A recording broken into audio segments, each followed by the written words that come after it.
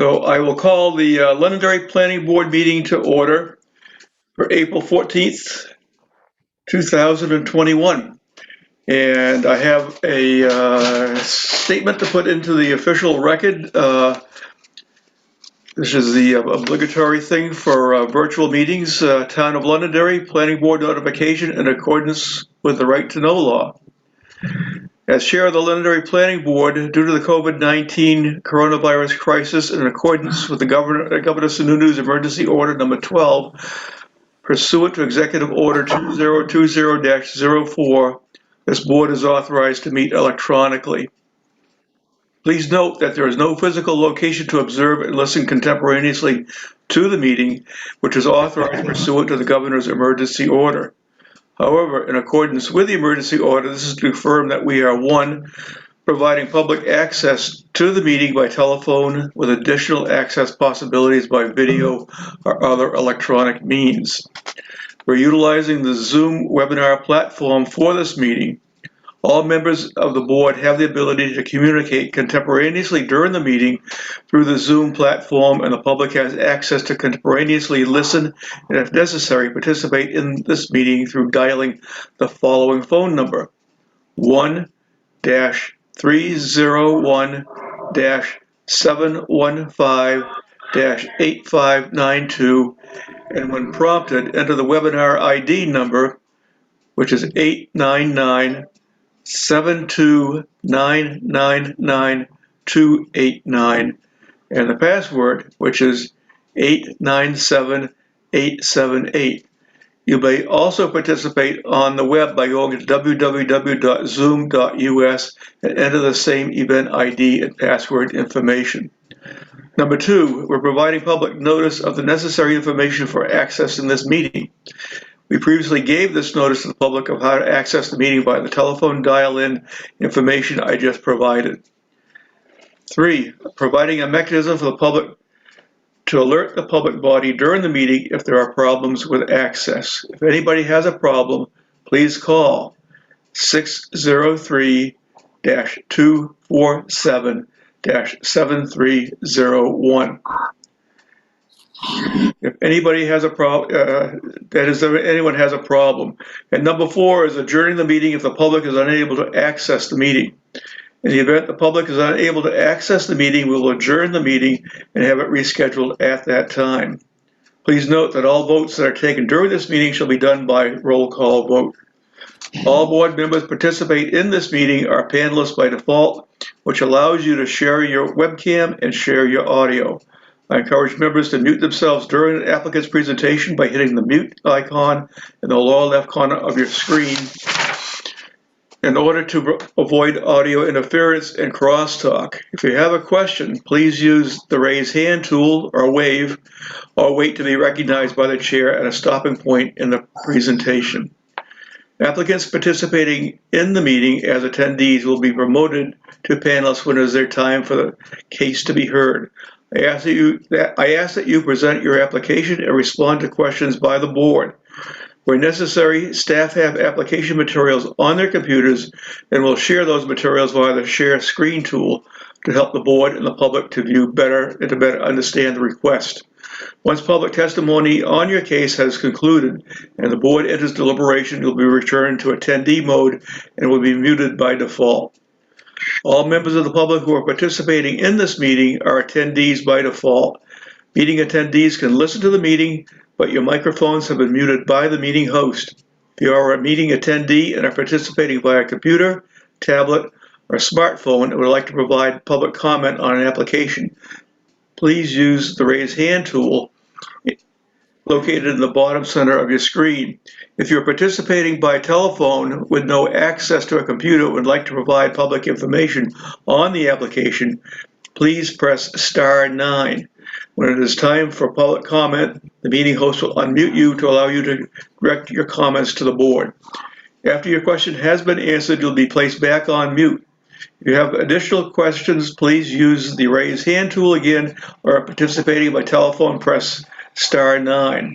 This may be time consuming, but it's the best way that we ensure that anyone from the public who wishes to speak is given the opportunity to do so. If you do not have a comment on a case or waiting for a particular case, Please notify us when we unmute your line in order to expedite the public comment process. All speakers, applicants, and attendees are reminded to state their name and address for the record when they speak. We thank you for your patience in navigating this technology while ensuring that our meetings are held in full, transparent manner and all members of the public are given the opportunity to not only access but also to participate in this remote meeting process. We'll start the meeting by taking a roll call attendance. Each member states their presence. Also, please state whether there's anyone in a room with you during this meeting, which is required under the right to know law. So I'm Art Rugg, I'm chair, I'm present, and there's no one in the room with me. We will do the roll call. And Chris Davies has indicated he cannot attend the meeting tonight. Al Sipek. Chairman, I am here and I am alone. Okay. And Ann Champa. I'm present and I'm alone. Jake Butler. I am present and I'm alone. Jeff Penta. I am present and I am alone. Bruce Hallowell.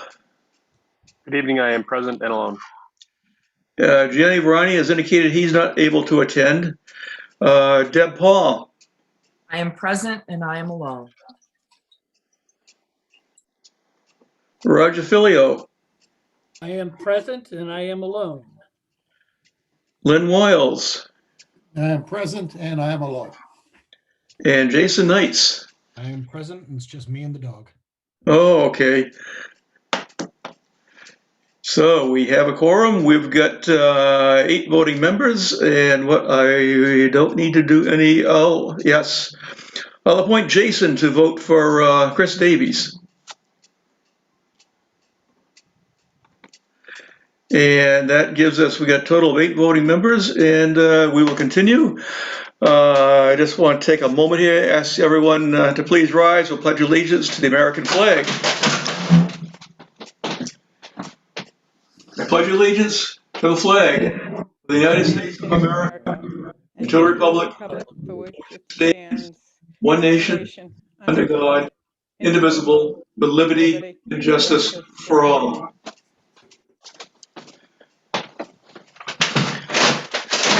Thank you, everyone. Our meeting's divided. We got into 3 basic parts. We have administrative board work where we got our business done. We have 2 conceptual discussions. Colleen will give us an overview of what a conceptual discussion is, but basically it's just a discussion between the applicant and the board. There are no decisions made whatsoever. And other business, we have 1 item that Bruce Hallowell brought up, which is for board discussion. So we will start with administrative board work. There are no minutes to approve. Any regional impact determinations, Colleen? No, not this evening. Okay, and we have, under discussions with town staff, we have invited Tom Dolan. And welcome, Tom. Good to see you. You too. Yay. And Tom's going to give us a update on what's going on with the legislature and how is it affecting land use, and in particular town of Londonderry, and what we need to do. So I will let you have the floor, Tom, and any board member has a question, use the raise hand tool, wave, or I'll poll the whole board if you so desire. Okay, thanks, Art. Well, good evening, everybody. We had a 3-day session last week where we went over between 300 and 400 bills. It was a mammoth, a mother of all sessions, if you will. Let me just hit the highlights of some of the bills, because I could easily consume all of tonight's meeting, and I know you have a lot of work to do. So let me just start off by talking about. Well, these bills I'm going to give you these are bills. If you want copies of them, you can get them right off the House website, or Yes. you can ask Kirby and she can print them out for you if you'd like hard copies. So let's start with HB 111. It's kind of it's not really a planning board bill, but it was a bill that was of interest to most everybody, and it was the one that eliminated qualified immunity for people working in the towns and the state, and that bill was tabled. So those of you who had concerns about that issue, that bill was tabled. Will it be brought up next year at the second part of the session?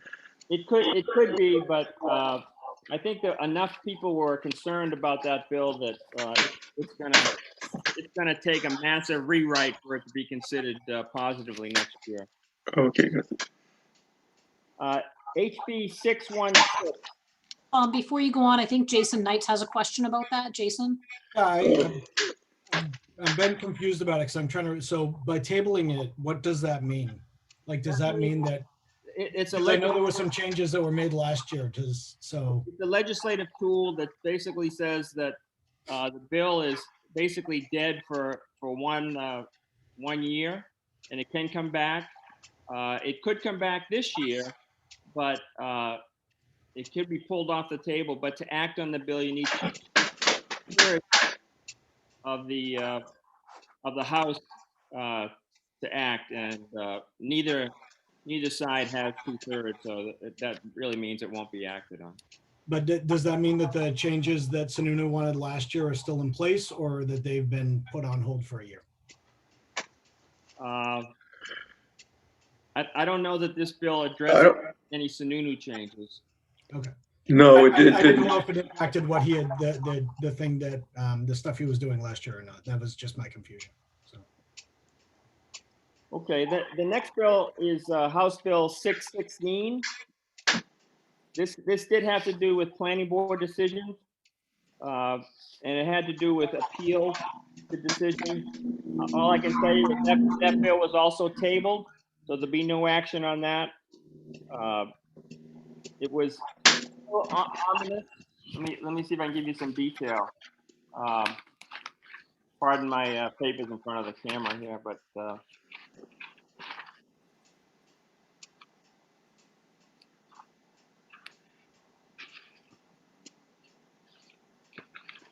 Six 16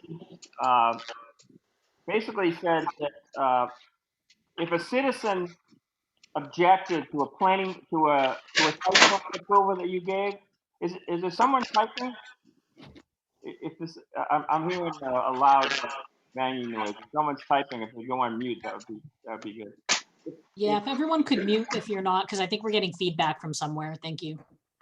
Yeah, what this bill was designed to do is to say that if a citizen had an objection to a site plan approval, then they could indeed object to it, but they would have to pay legal costs if they lost. They'd have to pay the legal costs of their own attorney, and they'd have to pay the legal costs of the developer, and they'd have to pay the carrying costs of the developer during the court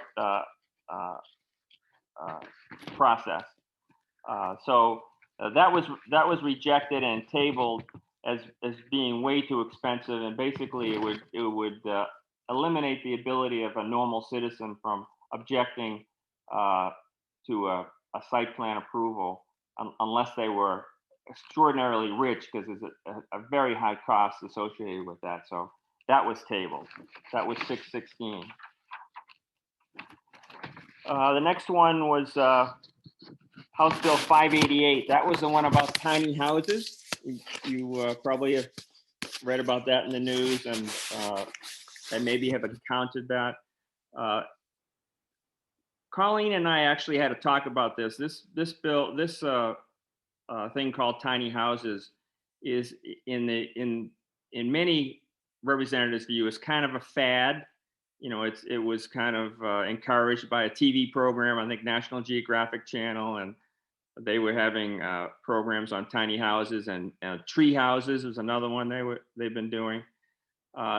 Some folks in the legislature thought of this as a workforce housing solution via tiny houses. Some of us referred to these as sheds on wheels. They're very tiny wooden buildings, much the same as a mobile home would be. that you would trail around behind your truck. So these just happen to be wooden, and they would be on wheels. And we thought that this, well, many of us thought that this was not a solution to workforce housing, that it would be not a good thing for us to be putting young police officers and young firefighters and young teachers and so forth, or young factory workers and their families in these little wooden sheds on wheels and somewhere in the backyard. We know that in most cases, if you think of them as mobile homes, most people get water to them through a garden hose, and they flush their toilet into some receptacle, probably not an approved septic system. And this just would not work in the wintertime in terms of fresh water, and probably any time in terms of black water. So we just thought it was the wrong solution. It was kind of a fad. We thought it would probably go away after a few wheels, and it was not we do acknowledge we have a workforce housing problem. This is not the right solution. So we tabled that bill as well. The next one was House Bill 467.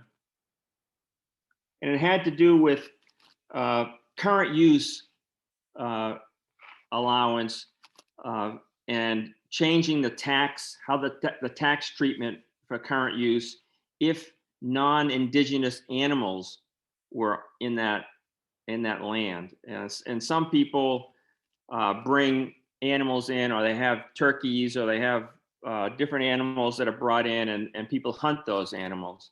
And if they're not indigenous animals, then the owners of the land would lose the favorable tax treatment that they would normally get. This bill was considered to be an interruption of hunting practices, and also unnecessarily encumbered the landowners on how they could use their property. So it was also tabled. House Bill 392, it directly affected planning boards. It basically said that it talked about if you're on a planning board, you had to be a resident of the town, and then it changed that. It said that those who are ex officio members also had to be a resident of the town. So if you had somebody like John Trottier, for example, I think John, you're an ex officio, right? No, I'm not. I'm staff. Who is there any ex officio? Bruce is it? So, Okay, the ex officios we have is Deb Paul from the town council, which to be a council member, you got to be a resident of town. We have Bruce Hallowell, who is the administrative official appointed by the town manager. Bruce lives in Londonderry, and then we have Gianni Verani, who is the ex officio for the town manager and is appointed by the town manager, and Gianni is a resident of town. Okay. so Londonderry by charter, I believe, requires that board members must be a resident. I think that Tom, like the House bill came out of, I think maybe Portsmouth has non-residents who serve as ex officio. So that might be there's some communities that sort of had that conflict, that Londonderry is avoided by charter.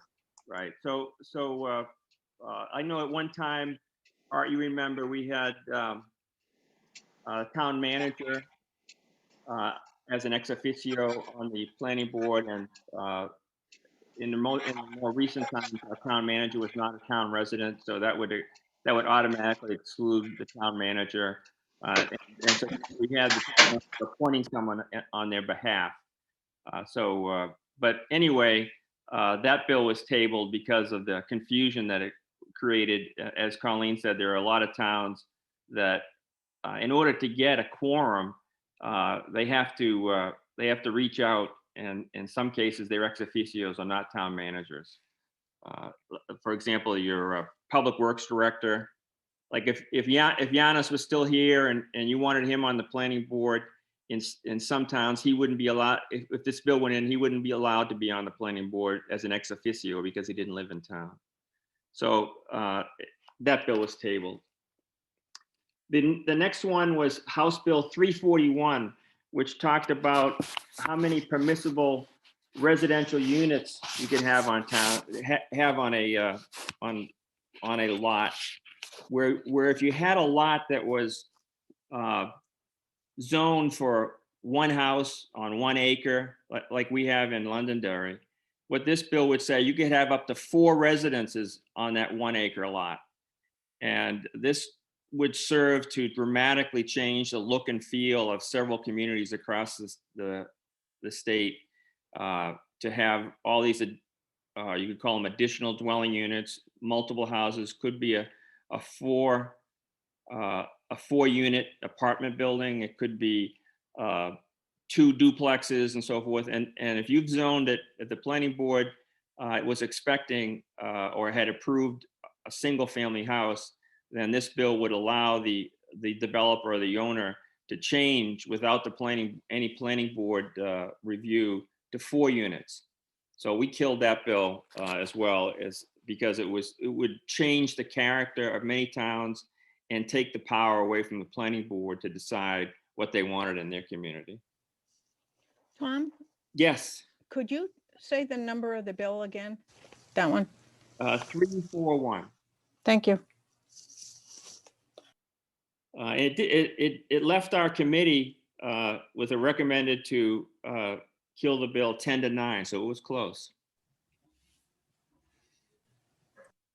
The House Bill 288 was a bill to eliminate the Housing Appeals Board.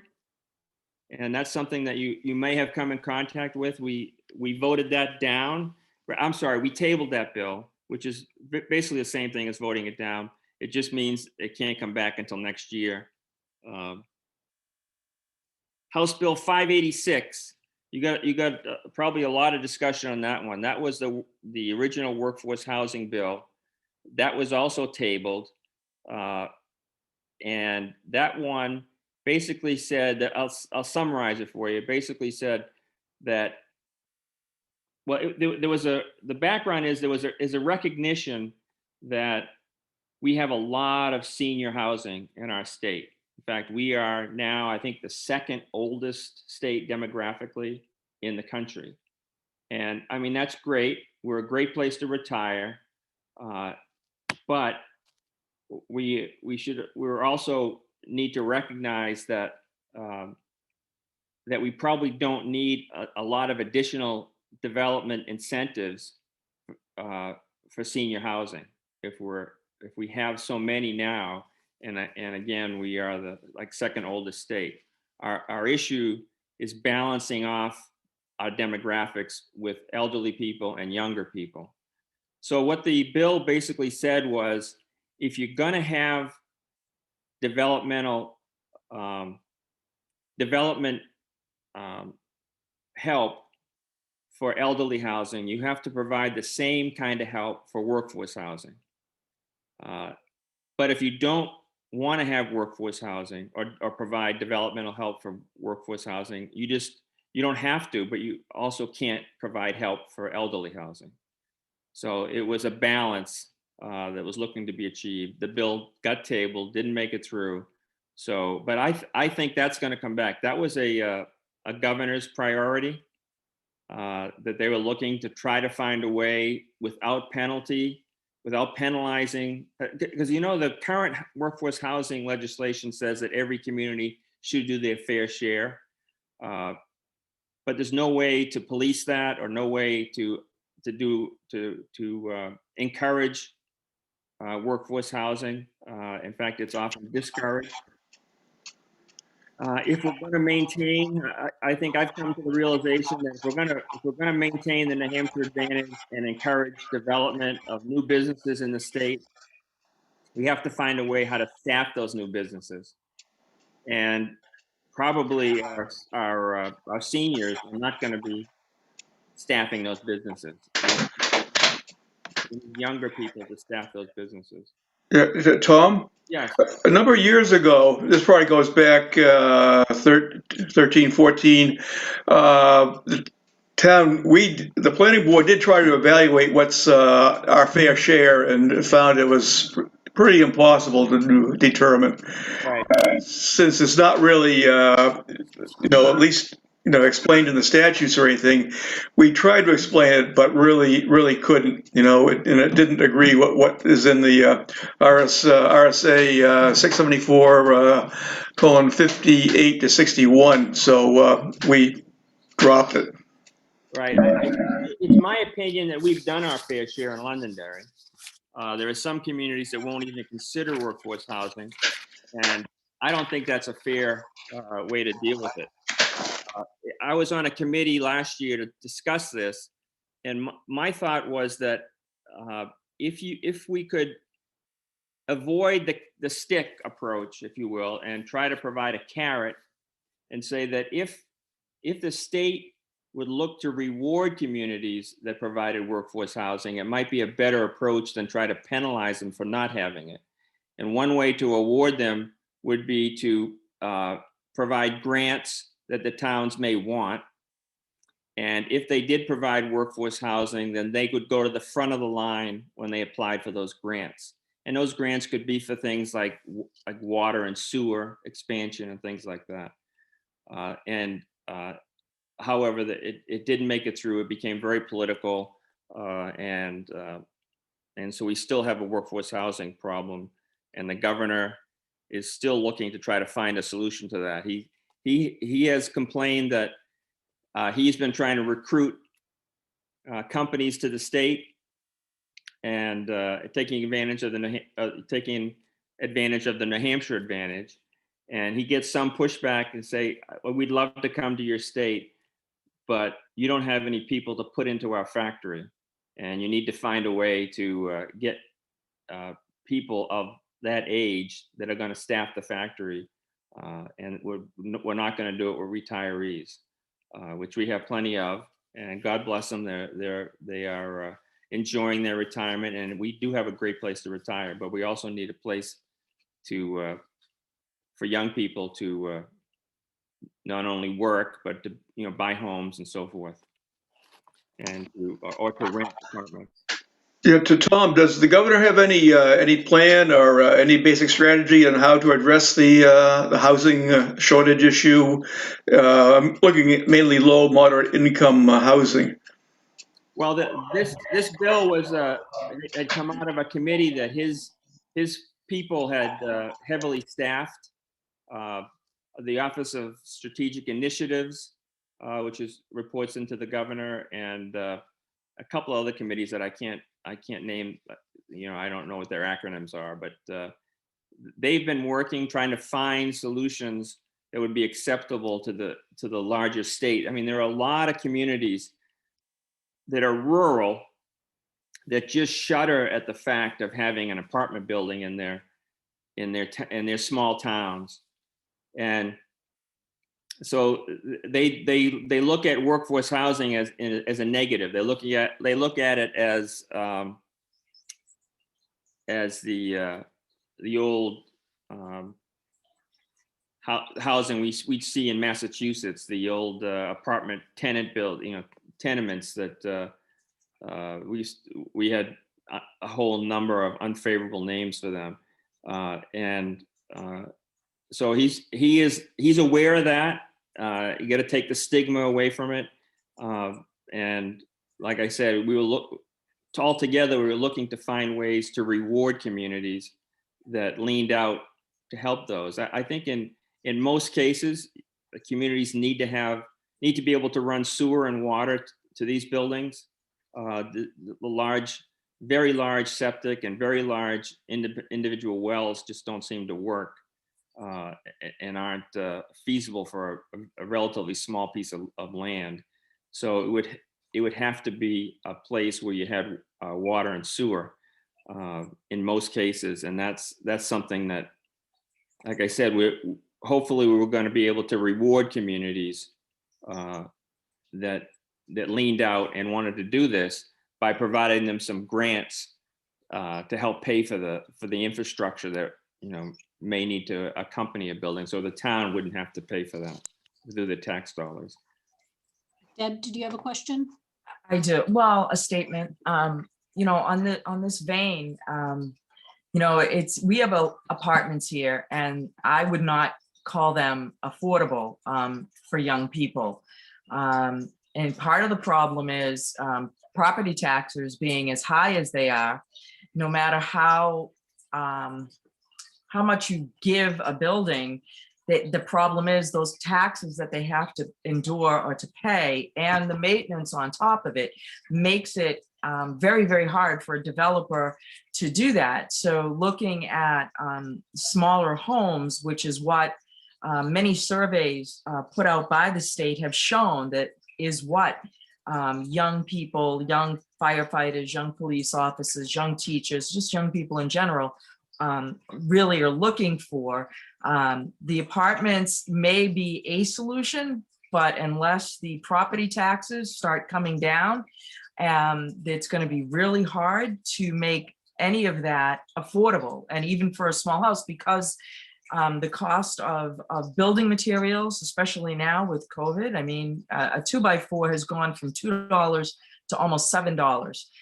The cost of construction is through the roof, and you just can't, even cutting as many corners as you can to have a safe building, it's almost impossible to build something that is affordable without fixing something to do with the property tax.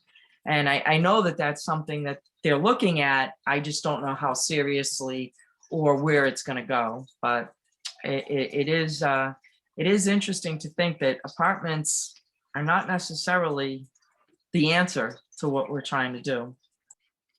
Right. The affordability is an issue is really out of our hands. It's a formula that's, I think it's determined by the feds and the states, depending on whose hand is in the till. All right, the next bill we'll talk about is 332. And this is a bill relative to regional impacts of planning boards. And it sounds like a relatively minor bill. It basically says that the board, if in the development of a regional impact requiring notice, the board has an extra 30 days to act, to approve, conditionally approve. So it gives the planning board more time, and that did pass in the House. Still has to go to the Senate. So that's 332. The next one. Oh, this is a fun one. This was the lemonade stand bill. I don't know if you've heard about this. This was House Bill 183.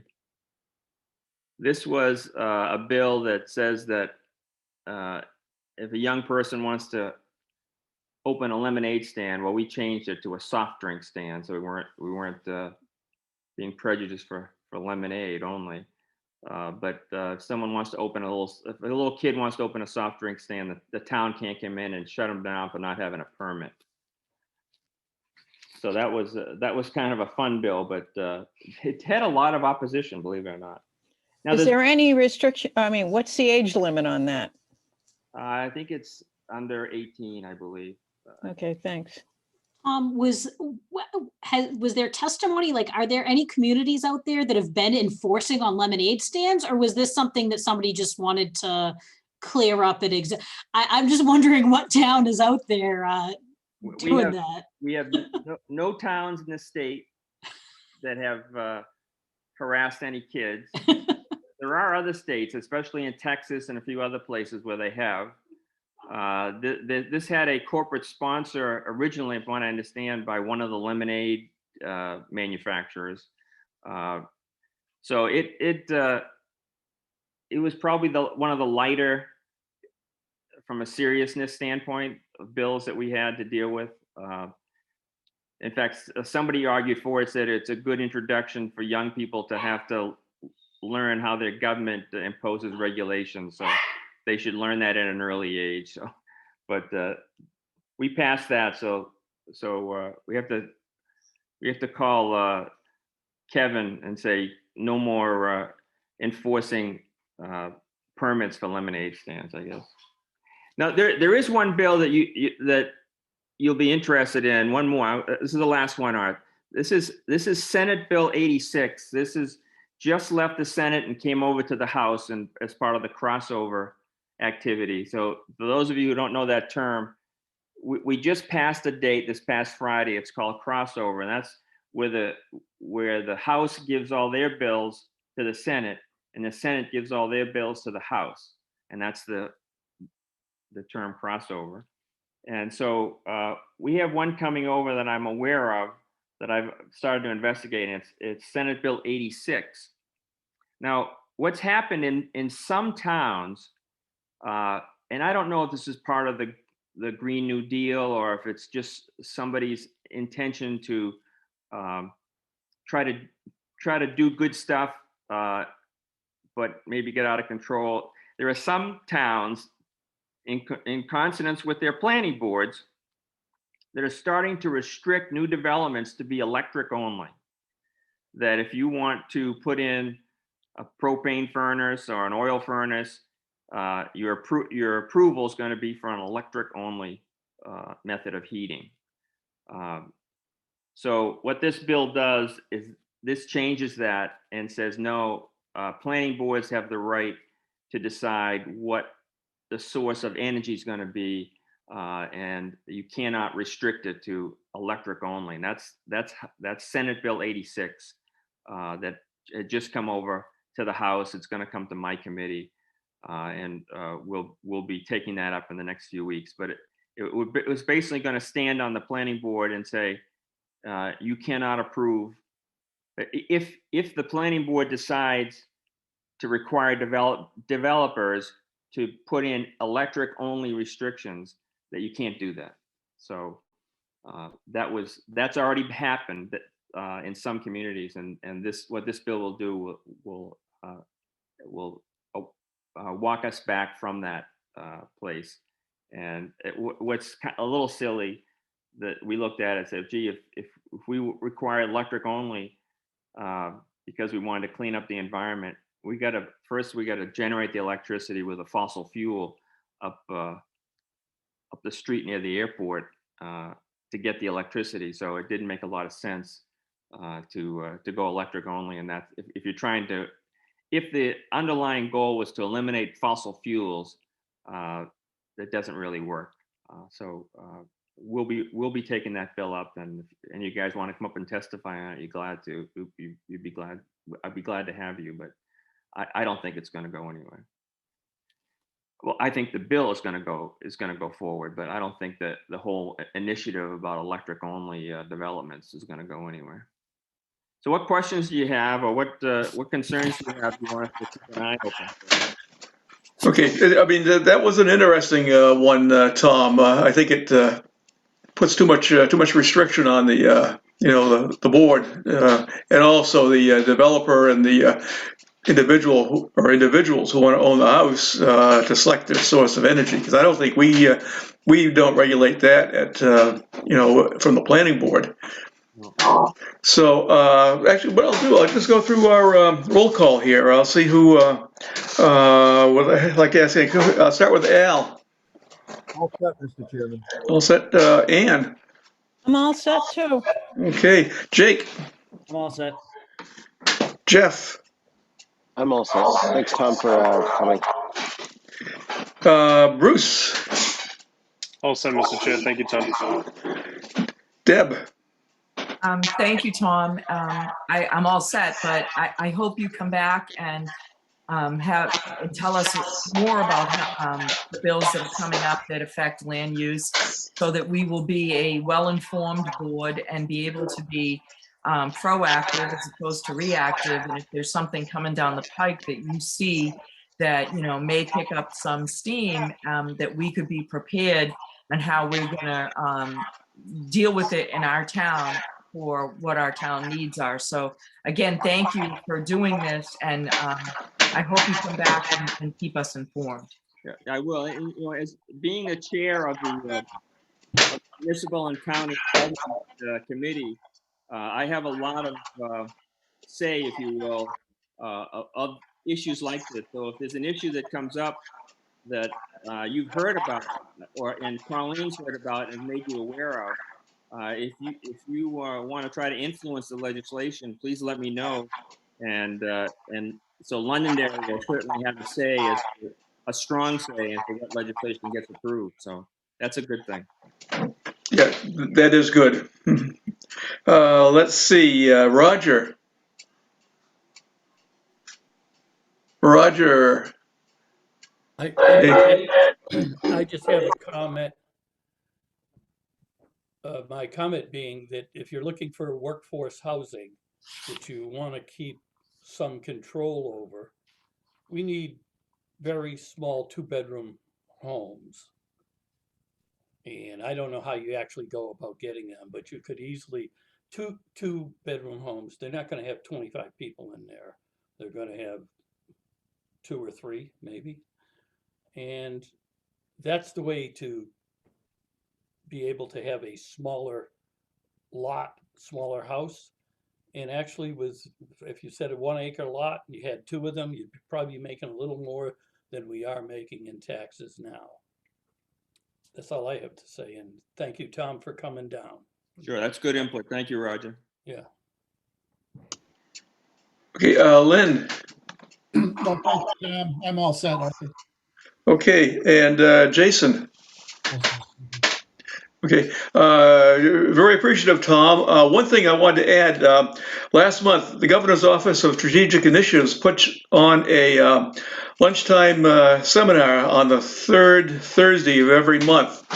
And last month, they had 5 of the planning commissions come in and how they are dealing with the workforce housing. And the consensus they had is that they're working with the employers on what they need for housing, and actually accumulating data. So they want to become a database so that the communities in those planning commissions can access it and then determine what is needed for housing. But it has a ways to go yet.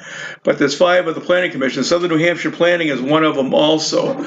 Probably more closely working with the city of Manchester on it, but that information will be very helpful for the towns that are in the planning commission. So there's activity going on, and the feeling is that we have the information on hand on what employers need. It's much easier to develop a dialogue on how to develop housing. Sure, and I'm sure you remember, you're one of the few that predates me. I'm old, but you're ancient. Thanks, Tom. Yeah, there are days I feel it. Back in the design charrette days of Pettingill Road.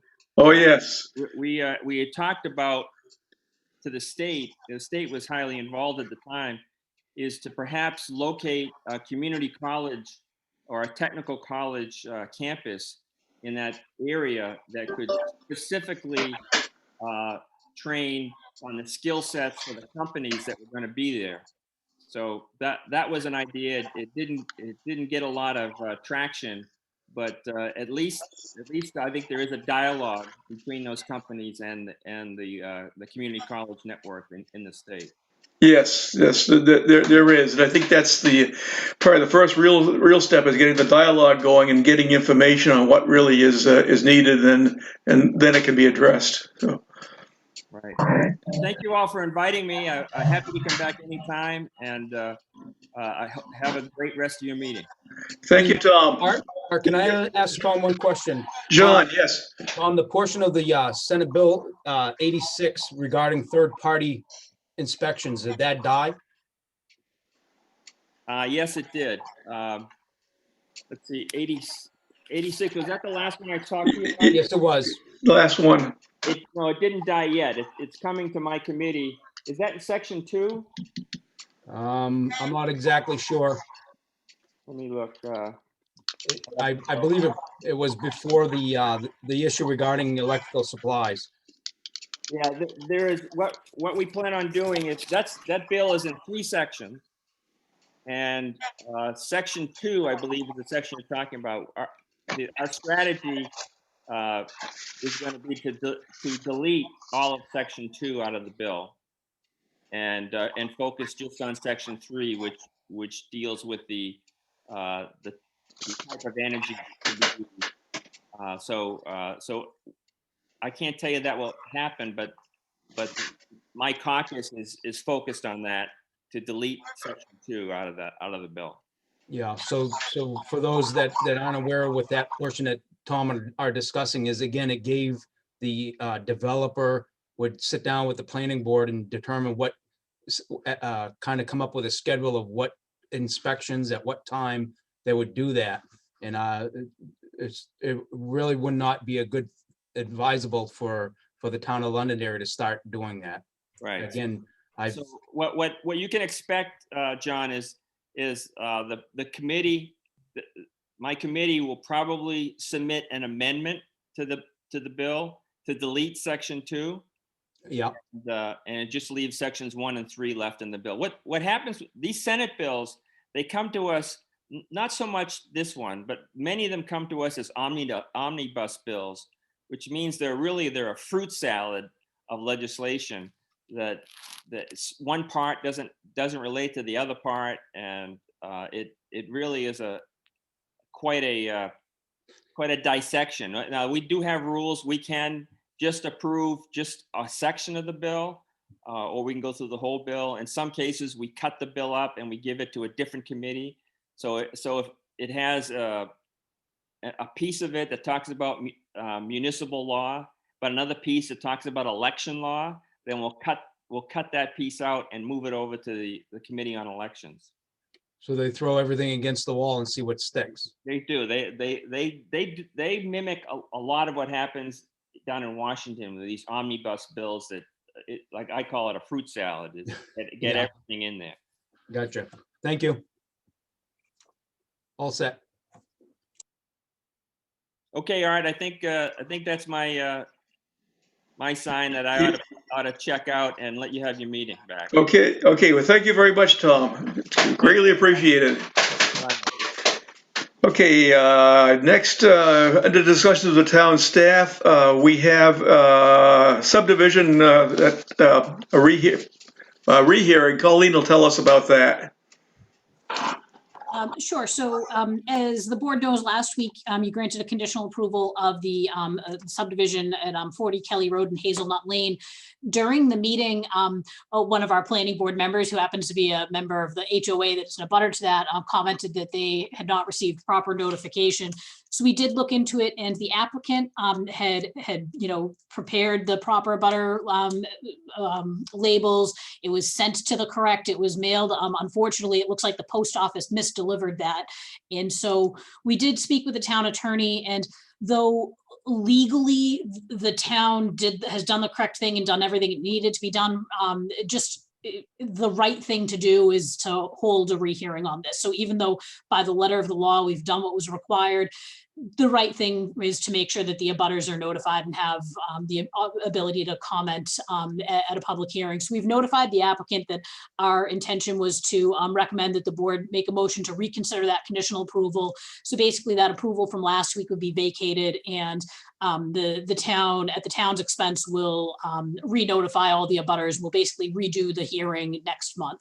So the reason we wanted to act on this now and let the board make a decision now is so that we can move ahead. Tomorrow is the deadline for us to be able to have this as a new application and keep it on a May 5th agenda instead of further delaying the project. So I think this is accomplishes making sure everyone is properly notified, has an opportunity to comment, but doesn't hold up the application any longer than necessary, since it truly looks like it was a case of the green card got put in the wrong mailbox and somebody signed for it who maybe shouldn't have signed for it. So so you do have a motion in your packet if someone would like to make that. I will, I'll pull the board first for any comments, and I'll go to the motion.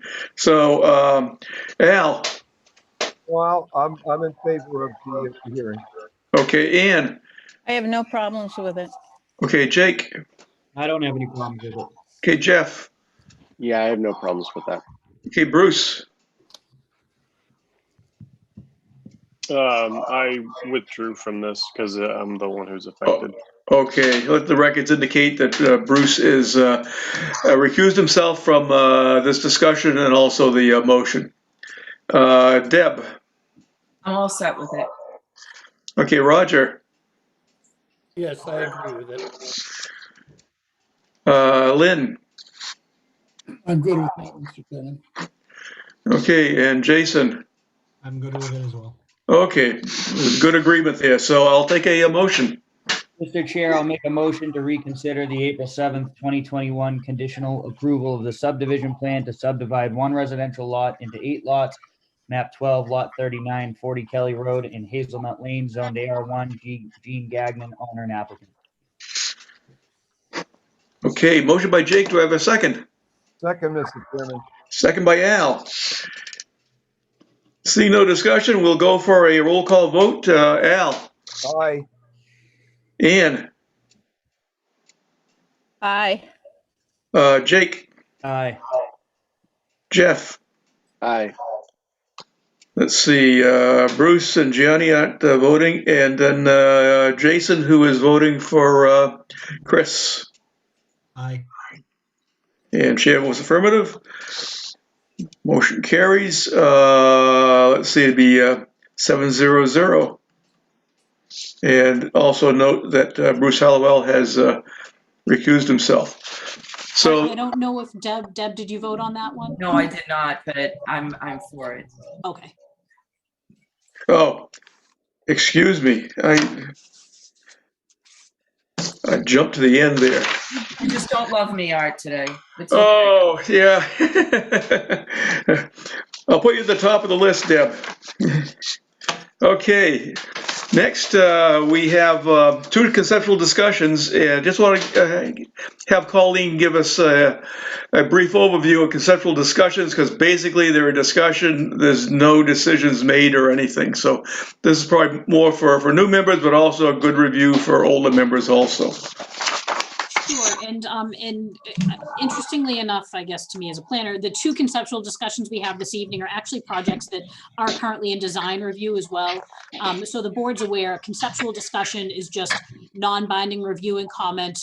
In the instances of the 2 applications this evening, they're relating to basically design review comments that came up in the town of Londonderry. An application before it comes to the planning board as a formal project goes through design review where staff, engineering, and Heritage Commission, CONSCOM, police, fire, all have an opportunity to review and comment on the application. So in that design review process, we review, identify any items that don't meet the regulations or technical items that need to be addressed. And so both of these applications this evening have gone through a design review process and now are looking, before they make a formal submission, to get some input from the board on some items that were noted. So there is a process before an application normally gets to this board. There is some review and discussion that's taken place beforehand. So that's happened on both these applications. And now this is just getting in some input and information from the board on each of these applications. So I'll go ahead and with the first application, find our applicants here to join our meeting. Okay, I was going to see if the board had any questions on that at all. No one's raising their hands, so we'll go. First one is we have as a conceptual review and a non-binding discussion of a proposed consolidation and subdivision plan to consolidate and subdivide 2 lots into 3. This is at 5 Greeley Road, tax map 3, lot 163, zoned agricultural residential 1. Zachary Witten is the owner, and 9 Greeley Road. The other lot is 9 Greeley Road, tax map 3, lot 163-1. This is zoned agricultural residential 1. Scott and Louise Witten are the owners, and Adam Cole is the applicant. So, Colleen? Yep, so as a basic overview, the applicant is requesting creation of 1 lot on Greeley Road, which is a Class 5 town maintained road. As the board may be aware, under the subdivision regulations, require that all lots have access from a Class 5 or better road, and that where the lot giving access is substandard, the road may need to be improved to a town standard, which a town standard road is either 28 feet wide, paved, curbed with enclosed drainage, or on a low volume road, 24 feet wide with open drainage. So Paige and Adam are the applicants. Bill Gregsack is their engineer. I'm not sure if there's anyone else you guys that's going to be presenting on this. But what they're looking for from the planning board is input on whether the board would consider granting a waiver of the subdivision regulation requirements relating to the road access. Brian Johnson is also on the Zoom from the fire department, just because there are also NFPA requirements in terms of access roads and what is required under fire code, and that's something the planning board doesn't have authority to waive. Brian can speak to that, but the applicants are here to ask the planning board to consider, it's again non-binding, but to consider waivers of the roadway standards. So with Okay. that, Bill or Adam. Okay, yeah, the applicant can make the presentation, probably just tell us why, the purpose, and what buildings are going to be occurring there, so. Alrighty, so Bill wants to talk. Bill, do you want to Bill, do you want unmute. to start or? Hold on. Looks like Bill's on mute. You gotta unmute, Bill. Sorry about that. Didn't hit all the buttons. Bill Gregsack, Gregsack and Sons. We're the engineers for Paige and Adam. Essentially what we're doing is there are two existing lots on Greeley Hill Road, on Greeley Road. The total acreage between those two lots is 10.75. And our proposal is to re-subdivide them into 3 lots.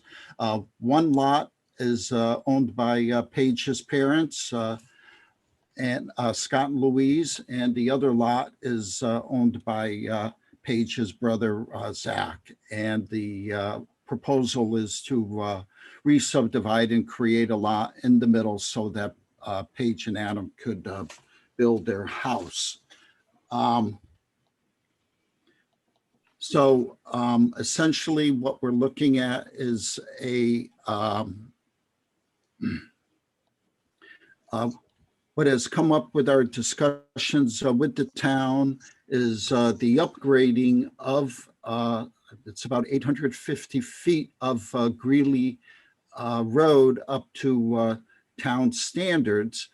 And all Paige and Adam do is they want to do is just create one additional lot where 5 lots already access Greeley Road.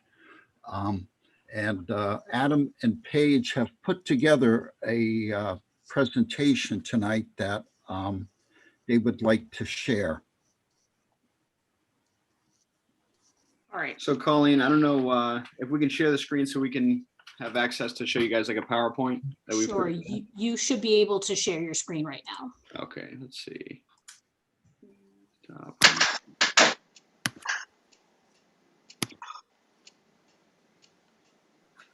Hold on.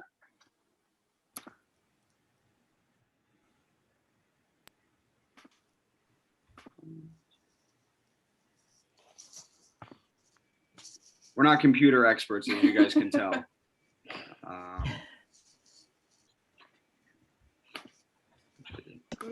Yeah, we aren't either. Yeah, this is all new to. If you look at the bottom center of your screen, Yeah. there should be a green button that says share screen. Yep, and I click on that, and am I doing? You hit the desktop. Yeah. And then you go to share.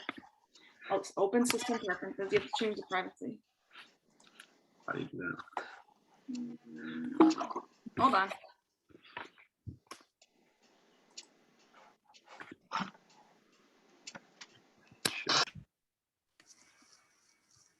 Okay, that's great.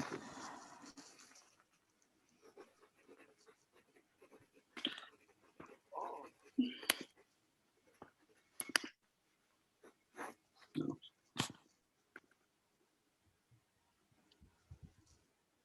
We just need to change the privacy. Oh, there we Oh, go. perfect. Okay. Bear with us. We're almost there. We believe. Forward. Okay.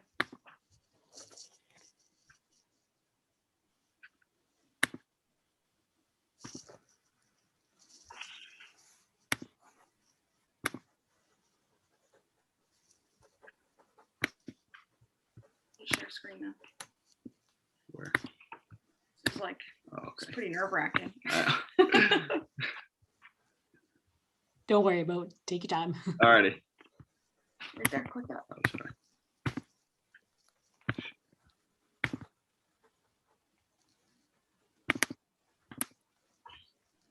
What are you setting?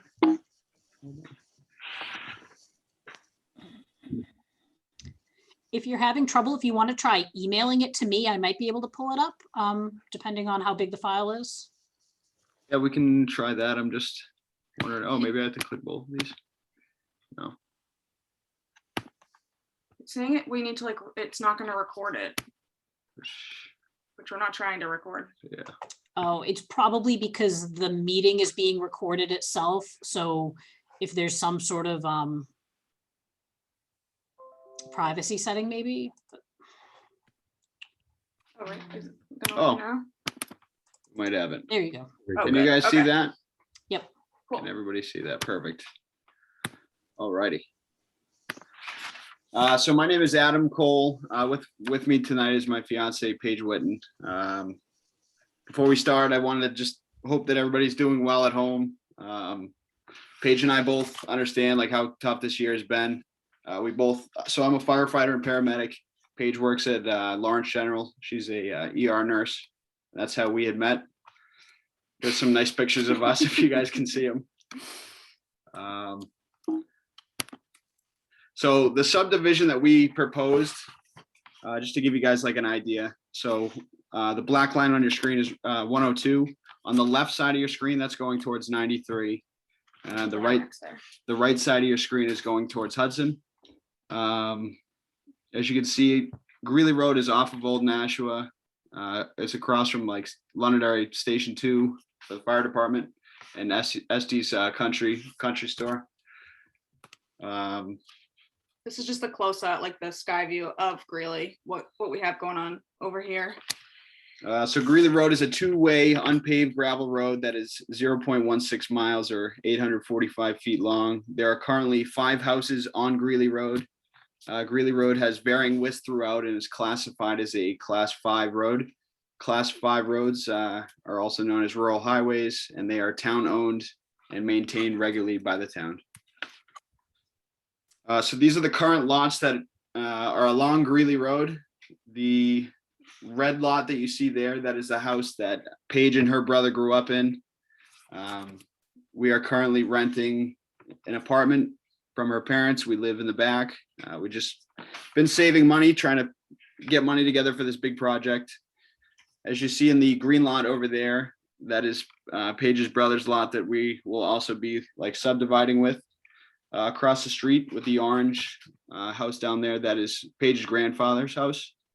And the gray area that you see up here, that is a long driveway that goes to another individual that's not family. He's our neighbor, Tim. Our neighbor Tim, and the blue lot that you see down there is also not family. That's Jerry. Just Jerry. Jerry supports this project. Our proposed subdivision would be right in between Paige's brother's lot and Paige's parents' lot. We're just trying to stay like very close to our family. Paige has a lot of nephews that are it's awesome where we live now. They always come over, hang out with us. Our dogs are always out in the yard playing with each other. So in December 2020, site plan, septic design, house plans, and drainage report was given to the town, and the application for the subdivision was submitted to NHDES. In January, we presented our plans to the Londonderry Conservation Commission, and there were no issues that needed to be addressed. After months of saving, spending, planning, and working diligently with our general contractor and civil engineer, we finally had finished a project that we could present to the town's engineering review board on March 4th, 2021. The subdivision was presented to the town's engineering review board. Unexpectedly, the subdivision was placed on hold because Greeley Road was considered a life safety hazard and not up to NFPA standards. So the NFPA is a global nonprofit organization that's devoted to eliminating injury, property, economic loss due to fire. In many cases, compliance with NFPA standards is voluntary. NFPA standards are not published as legal code and have zero statutory authority. When adopted as regulation or code, a jurisdiction may enforce code via building inspectors, fire departments, and other jurisdictional authority. Let's go. Just for an example, as like NFPA standards, I mean, in a perfect world, all NFPA standards would be met.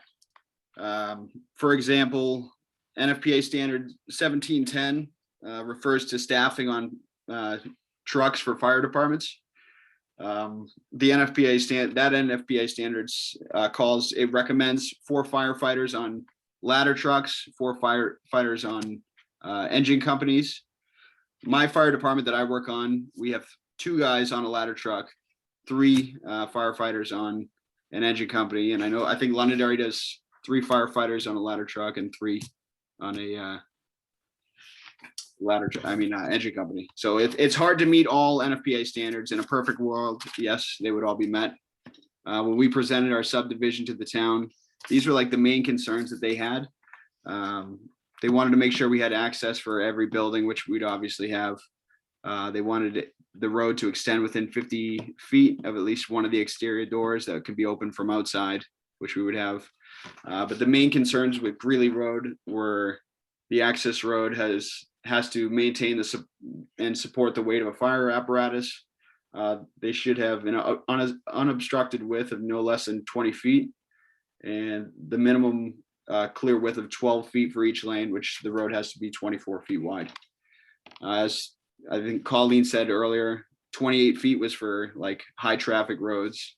I could tell you that Londonderry is, Greeley Road is extremely low traffic, and other than family members and our neighbors, nobody really comes down the road whatsoever. So after we presented the subdivision to the engineering review board, these are the solutions that they presented us. They offered Paige and I to be financially responsible for upgrading the road, possibly paving and widening the road, which. That's town owned and maintained. So obviously that's not going to be, we did a quick estimate on how much it would be to widen and pave the road, and it was estimated at about $300,000. Don't forget, we're just a nurse and a firefighter, so that's not in our budget at all. I mean, the tiny house idea sounded good that Tom was talking about, but. Yeah. So obviously that wasn't like financially or feasible whatsoever. The other option they said was we could build on 5 Greeley, which is her brother's house, without subdividing the lot. But the problem with that is I'm not sure how putting another building up on his property is going to change the NFPA requirements or standards that they're looking for with the road, because we wouldn't upgrade the road if we were just to build on 5 Greeley. So it would be a second dwelling, and that would be with no upgrades to the road, but that was an option from the engineering review board. Or we could do an addition on the 9 Greeley Road, which is her parents' house right now. They suggested we purchase the house and build an in-law apartment for her parents, but her parents aren't that old, and I don't think they necessarily love the idea of us being under the same roof.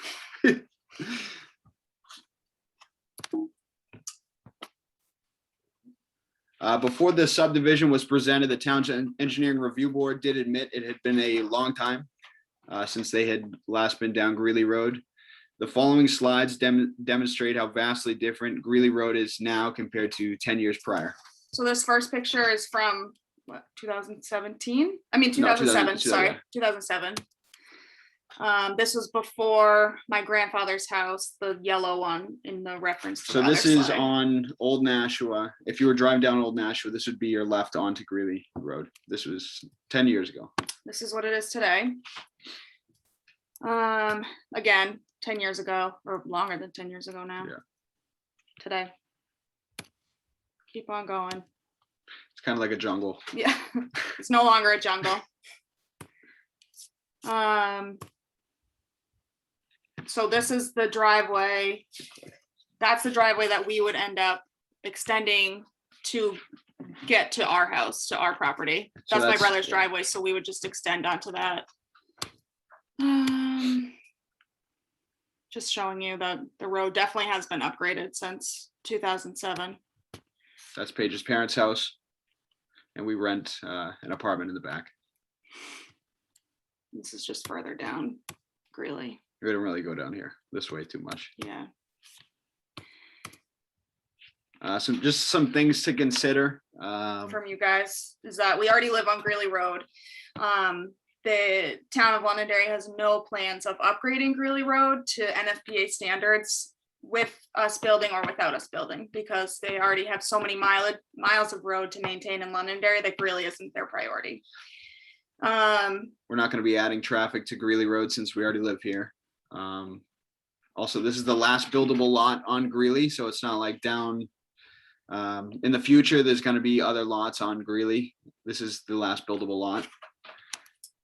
We have all the plans pretty much completed to begin this project. We've put a lot of money and time, effort, everything into like doing this project, and it was kind of shocking at the last second to find out the road was not up to standards. I don't think it was anything that we expected. And then another thing to keep in mind is, I don't know if you guys are familiar with the area, but they're putting in another development down on Old Nashua Road. So that could potentially increase the traffic down Greeley Road just for people. Could just be a cut through to get across Old Nashua, or people want to see what's down the road. There is a trail that people use. It leads to a waterfall. Like, people love walking their dogs down there. So just another thing to remember, that there are more people moving onto this side of town. We already live we're already part of the Londonderry community. We know a lot of people. Obviously, our family is extremely close. We wish to remain close at home with our family. Greeley Road is obviously, the pictures that we showed, is a lot safer today than it has ever been in the past. Family is one of the most important and valuable gifts in life. We're asking for your support in helping us build our forever home. We wish to remain close to home and close to our family. We want our children to attend the Londonderry school systems and be a part of this community. These are all our babes and their dogs. I thank every single one of you for just hearing us out. And obviously, Paige and I and Bill Gregsack would be more than happy to entertain any questions or comments that you guys have. Thank you very much.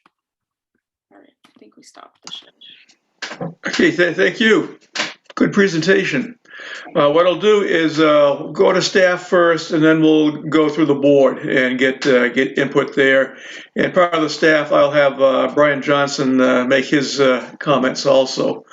So I'll start with John. Yeah, some of those improvements that were done within the last 10 years or so, that was a requirement of Paige's grandfather building on that lot on I call it the island, basically between Greeley and Old Nashua Road. So he did a very good job. There's no question about it.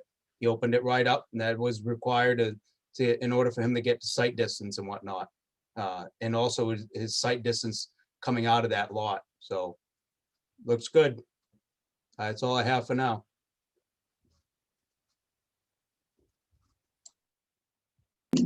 I get muted again. Colleen. No, I would just reiterate that what you're being asked is consideration of a waiver of the town's subdivision regulations. Again, the planning board has no authority regarding NFPA fire code, but consideration of a waiver of the town's subdivision regulations. And that's all I'd add. Okay, thanks, Colleen. Brian. Yeah, I understand. Yeah, what you're looking at is a waiver for the town regulations. I'm here if you have any questions about the fire code. Unfortunately, we can't offer a waiver on state fire code regulations, even here at the fire department. That's only allowed by the state fire marshal. And the only way he will offer a waiver is if you offer something of equal or greater life safety. They can't just not apply the code. There has to be an alternative given to it. And I know you were talking about different standards, like 1710. There's a difference between a standard and a code. Standard exactly is recommended to be followed. A code which is adopted by the state is state law. So we don't have any option but follow it. So if it's adopted by state law as a code, those we have to follow. So, and if you look at the state fire code, what they're looking for is, as he stated, 12 feet wide, each lane holds the weight of a fire truck. There's nothing in there that says it has to be paved. If the town engineer or their engineer says that it'll hold the weight of a fire truck and it's a gravel road, then we are fine with that. Okay, so now the next thing that we want to bring up is back to the fact that Greeley Road is a town-owned and maintained road. So if there's not if it doesn't meet the NFPA standards For the code. or there's worry about life safety hazards, like we need to figure out what are we going to do to get the road up to, like, it's not our road, we live on it, but what our whole family lives on the road. So if there's an issue with the life safety hazard or NFPA, like, we need some kind of answer. Or what how, we're doing. How does it make, how is it safe now with the residents that live on here, that live here now, as opposed to if we were just to put another dwelling on the property? We're not saying it's safe now. And I can't go back and change what was done 10, 20 years ago. What I can do is enforce the current code. And the current code, NFPA 1, says that for any building or portion of a building built here on out, this is the code you need to meet. Yeah. So it doesn't say we have to go back and fix old roads. I understand, your dilemma with the town, but unfortunately that's a town issue, not a fire department issue. Yeah. My requirements come in when you build something new. That's where we come in with that one. I totally understand, like you said, it's a town road, but that would be the town decide, whether they're going to upgrade the road or not. Which, after it was deemed a life safety hazard, we asked the town if they had any plans on upgrading the road, and there was zero plans. It was expressed that Londonderry has 186 miles of road, but Greeley Road is not one of the top priorities, which I understand. But at the same time, if you own land and the town is just going to hold off on upgrading your road, so you can't do anything on it, like, what's the point of having land in the town if you can't subdivide? You can't, like, because they're just not going to upgrade the road. Is this a situation where we could add sprinklers into our house as like another life safety feature? If you add sprinklers into the house, the code does allow the fire chief to reduce the road down to 20 feet wide, but it would still have to maintain the weight of a fire truck. Yeah. This has come up with other roads, I believe Page Road, Brewster Road, other roads that we have required the same exact standard for. And the legal counsel for the town and the fire chief has decided against that alternative. Okay, so what do we do now from your standpoint then? My standpoint is, if you can get a gravel road that will hold the weight of a fire truck 24 feet wide, that meets NFPA. So will you come down with a fire truck? Because this road can hold a fire truck. Well, but you also told us that your car gets stuck in the mud. So if it won't hold a car, it's not going to hold a fire truck. Well, then our And whole I'm family, not- I'm not our an whole family engineer. lives on the road then. So if there's a significant concern about being able to get fire apparatus or an ambulance down the road, then the town needs to do something immediately. And that's something that's not the fire I know. department, unfortunately. I just want everybody else to understand that if there is a significant concern about life safety on Greeley Road, it needs to be addressed immediately. And Brian, I never said that my car got stuck on the dirt road. It's very muddy, but the trucks don't get stuck on the road. My family owns a drywall supply company, and their boom trucks are up and down here every single day, no problems. The road is a horseshoe. You can pull in and out all in the same direction, and there's plenty of room to turn around. We'd be more than happy to We could- entertain like a you know, if Have- anybody have- wanted to come out with a fire truck, or if the fire department wanted to come out and look at the road and see if it meets NFPA. Well, like I said, standards. we're not, I'm not. I an know, it would be engineer. the town, it would be the town It would be the engineer that would town evaluate. department or an engineer. So I think a lot of this conversation can be taken offline from the planning board. It's, you know, it is a town issue, but it's not a planning board issue. So I want to, before we end our portion of the meeting, I would just like to understand at what point are we going to have a town engineer come out and look at the road? Because nobody's been down Greeley Road in probably 20 years.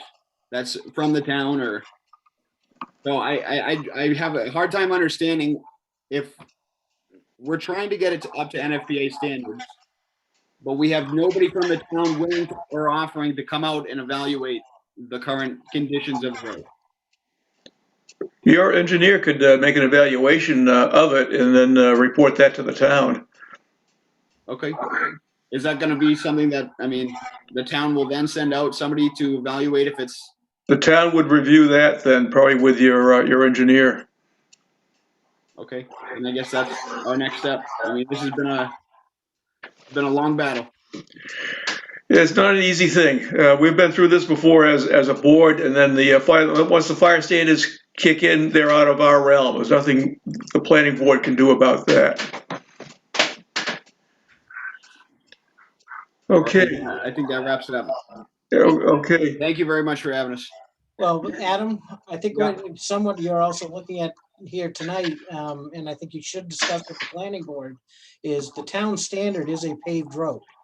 The planning board can waive that requirement. They can waive the curbing. There's other stuff that they can waive.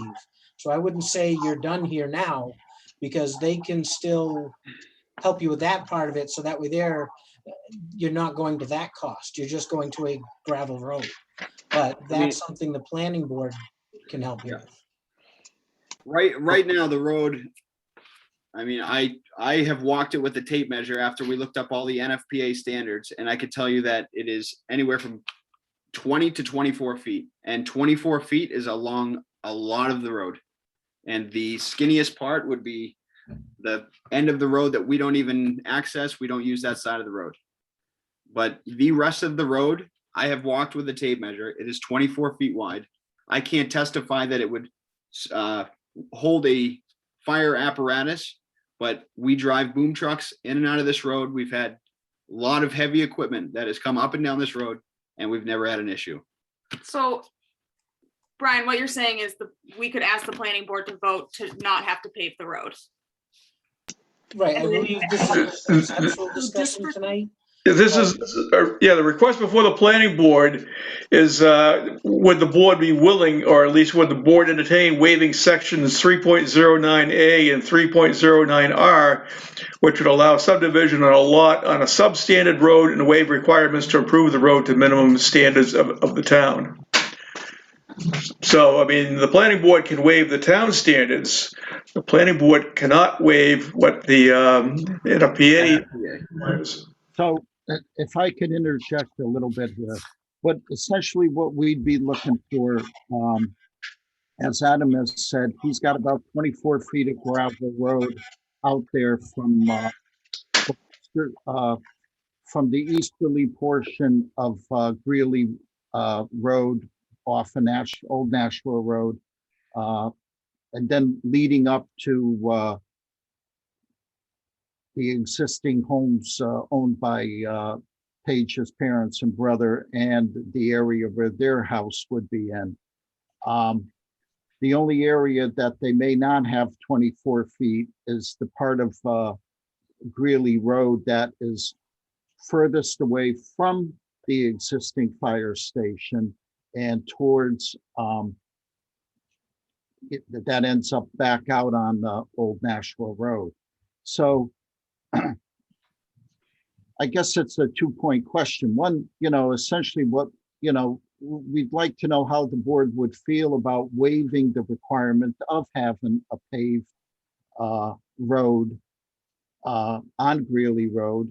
And the next question is, would the whole road have to be 24 feet all the way through? Mm-hmm. I think Roger and Al are trying to have question. Yeah, Art, I think you have a number of Okay, board well, members. I'm so going to if go you through the wanna- board after this. I want the input from staff anyway, but we can go to the board, and then if the staff has any further comments, they can. So I'll go to Al. Thank you, Mr. Chairman. I want to thank the applicants, and I want to thank Brian. You guys had a great presentation, and Brian, you were very clear on that.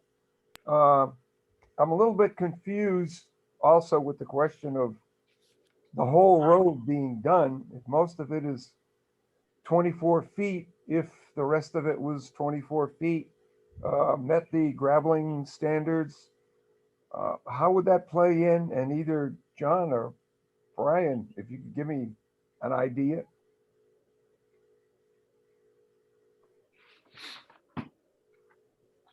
Sorry, Al, I don't quite understand your question. I guess the question, John, is if the road was cleared to the 24 width all the way and gravelled up to NFPA standards or whatever the state fire code requires, would it be possible then to allow that subdivision, or what's your opinion on that? Well, again, that's part of the question that they're asking you again, but I also look at it as a roadway. So again, you need to have ditch lines with drainage. You need to have vertical alignment. And that's something that I spoke with Bill about. Again, you know, he needs to really survey that road so we can understand the geometry of the road. Okay, I understand that. Brian, do you have any comment? No, I mean, this is what I think I spoke with Adam about before is, I'm not an engineer. So, I mean, the code requires that it hold the weight of a fire truck. And that's where I kind of defer to engineers at that point. If they come in and say that, it meets, if John Trotter is happy with, whatever they're doing for drainage, I don't design roads. If that's all done and they have the width and they, it holds the weight of a fire truck, I don't have a problem with that. But we, as the fire department, also can't say you can't meet, you don't have to meet town standard for paving and curbing. That's where you guys come in. Okay, okay, you made that very clear for me. All right, I fully understand that from both you and John. That's all I have at the moment, Mr. Chairman. Okay, yeah, thanks, Al. I'll go to Ann. You need to unmute, Ann. Okay. Remember, the town's just looking out for your safety using these standards. We have to follow the NFPA standards. And as paramedic and a nurse, you understand that, I would think. It seems like if you asked us, we can, talk about the road surface from pavement to gravel. But as far as the width, it has to comply in order to comply with the NFPA standards, and has to be able to hold a fire truck. And I know there are also drainage requirements for that road. And so if the town fire department is amenable to working with you, if what you do fits those requirements, I don't see a problem. But it was mentioned earlier about an accessory dwelling unit on one of the lots. You're definitely against that? My question, and I think Paige and Adam's question is Okay. that they live on the road now. Right. They would be allowed to do an accessory dwelling unit. Mm-hmm. They wouldn't have to do anything to the whole issue with upgrading Greeley Road goes away. So there seems to be something missing along the way there. If One there was thing an w- accessory dwelling unit, you would not be required to meet the subdivision regulations and the roadway standards of the subdivision regulations. I believe, and Brian can correct me, that NFPA is going to apply no matter what, because that road standard, because it's new construction, the NFPA standard is going to be required no matter what, but the subdivision regulations don't apply to an accessory dwelling unit. Right, it wouldn't fall under the subdivision, but it would still fall under state fire code. New Hampshire has adopted the 2015 NFPA 1. Chapter 18, Fire Department Access states, approved fire department access road shall be provided for every facility, building, or portion of a building hereafter constructed or relocated.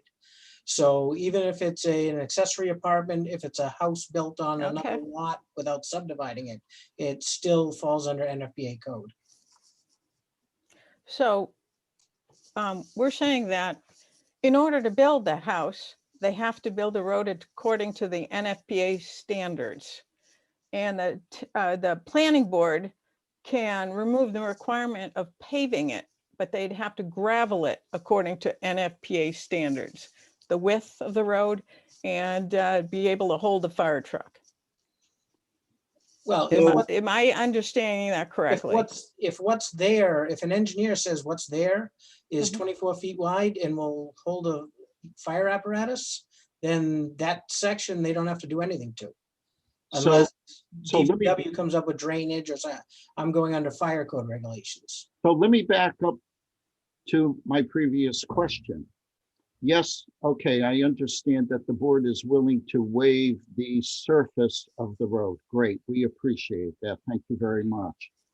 My next question was regarding, are we required to do the whole Greeley Road? Or are we just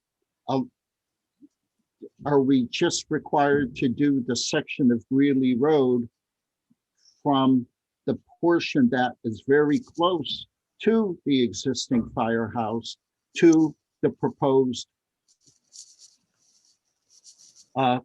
driveway? Are we required to do 850 feet or are we required to do 300 feet? There's a big difference. And Bill, for clarification, so I don't think we finished going through the board to find out the waiver. So I guess Bill's looking for the board then to comment on the two items. Are you willing to support the waivers of the regulations? And if so, the NFPA requirement, which is going to be Brian Johnson's determination, I believe, will be how much of that road, if it needs to be the full length or just enough to give access. So I think the planning board should continue to give comment on the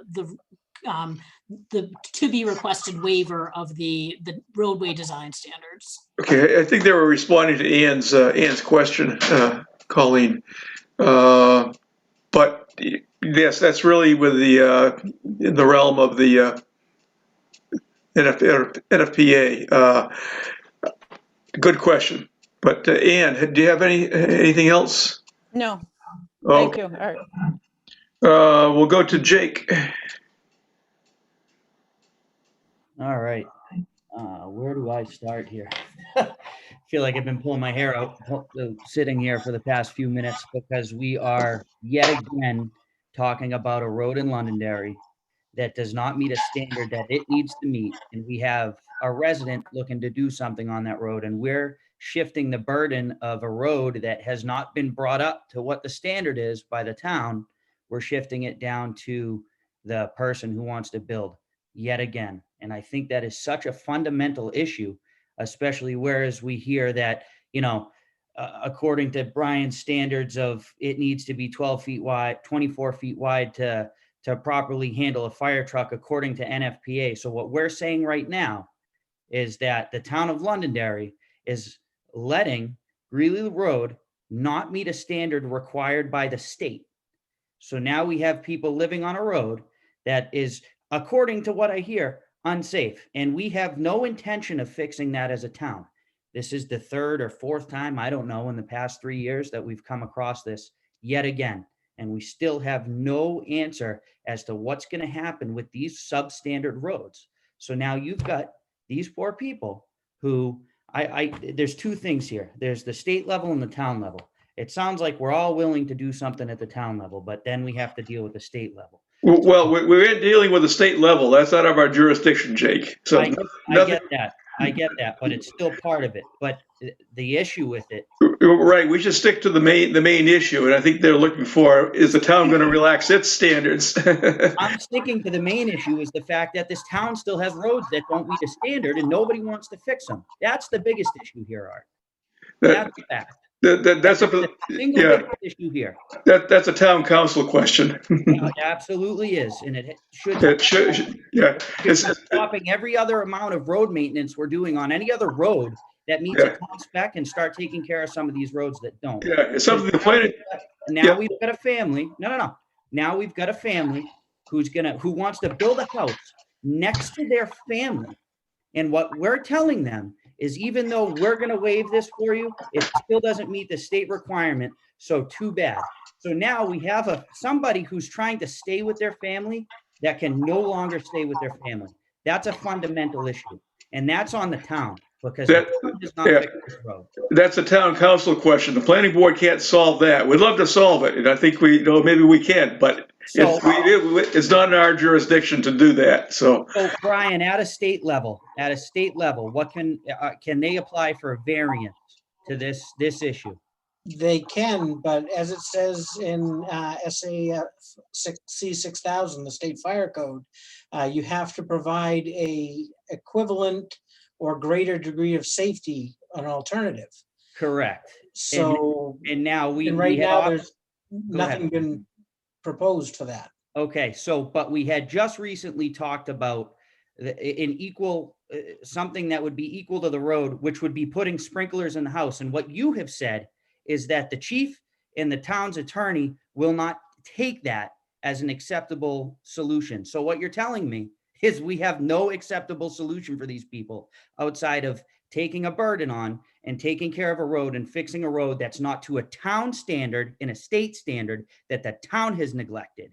And by the sounds of it, the only reason it's been fixed at all is because their grandfather built on the road and we made him do something then. Is that what I'm understanding? Is that the rock and the hard place that we're between right now? I'm just telling you what the fire code requires, Jake. There's an appeals process that they can go before the state fire marshal with this information, but I'm just telling them exactly what, because as you said, we've dealt with this 3-4 times in the past few years. And these are the same requirements that we brought forward. And when I've talked with the state fire marshal, they're not just going to waive something. Nothing will be waived. You have to provide an alternative. I understand that, and an alternative would be sprinklers, correct? Yes, that is something they could bring forward to the state, absolutely. And now here's the issue. The town is saying alternative- they won't accept sprinklers, correct? No, so Jake, the town attorney has advised that for the town fire chief to waive a standard and accept 20 feet with sprinklers, as that is an additional liability on the town that the town attorney and fire chief have determined is not acceptable. So they have an appeal process to the state fire marshal if the state, but as far as locally, the town attorney has advised that that is not something that's acceptable from a liability perspective. Can they sign anything that waives them of liability? That this is not a class 6 road, so that there's not a waiver of municipal. Yeah, that's right. This And is a even with the class- waiver of municipal liability, it's still, the town attorney has expressed concern. That's right. It's not a class 6 road. It's a class 5 town maintained road that doesn't meet the town standard. Correct. Thank you.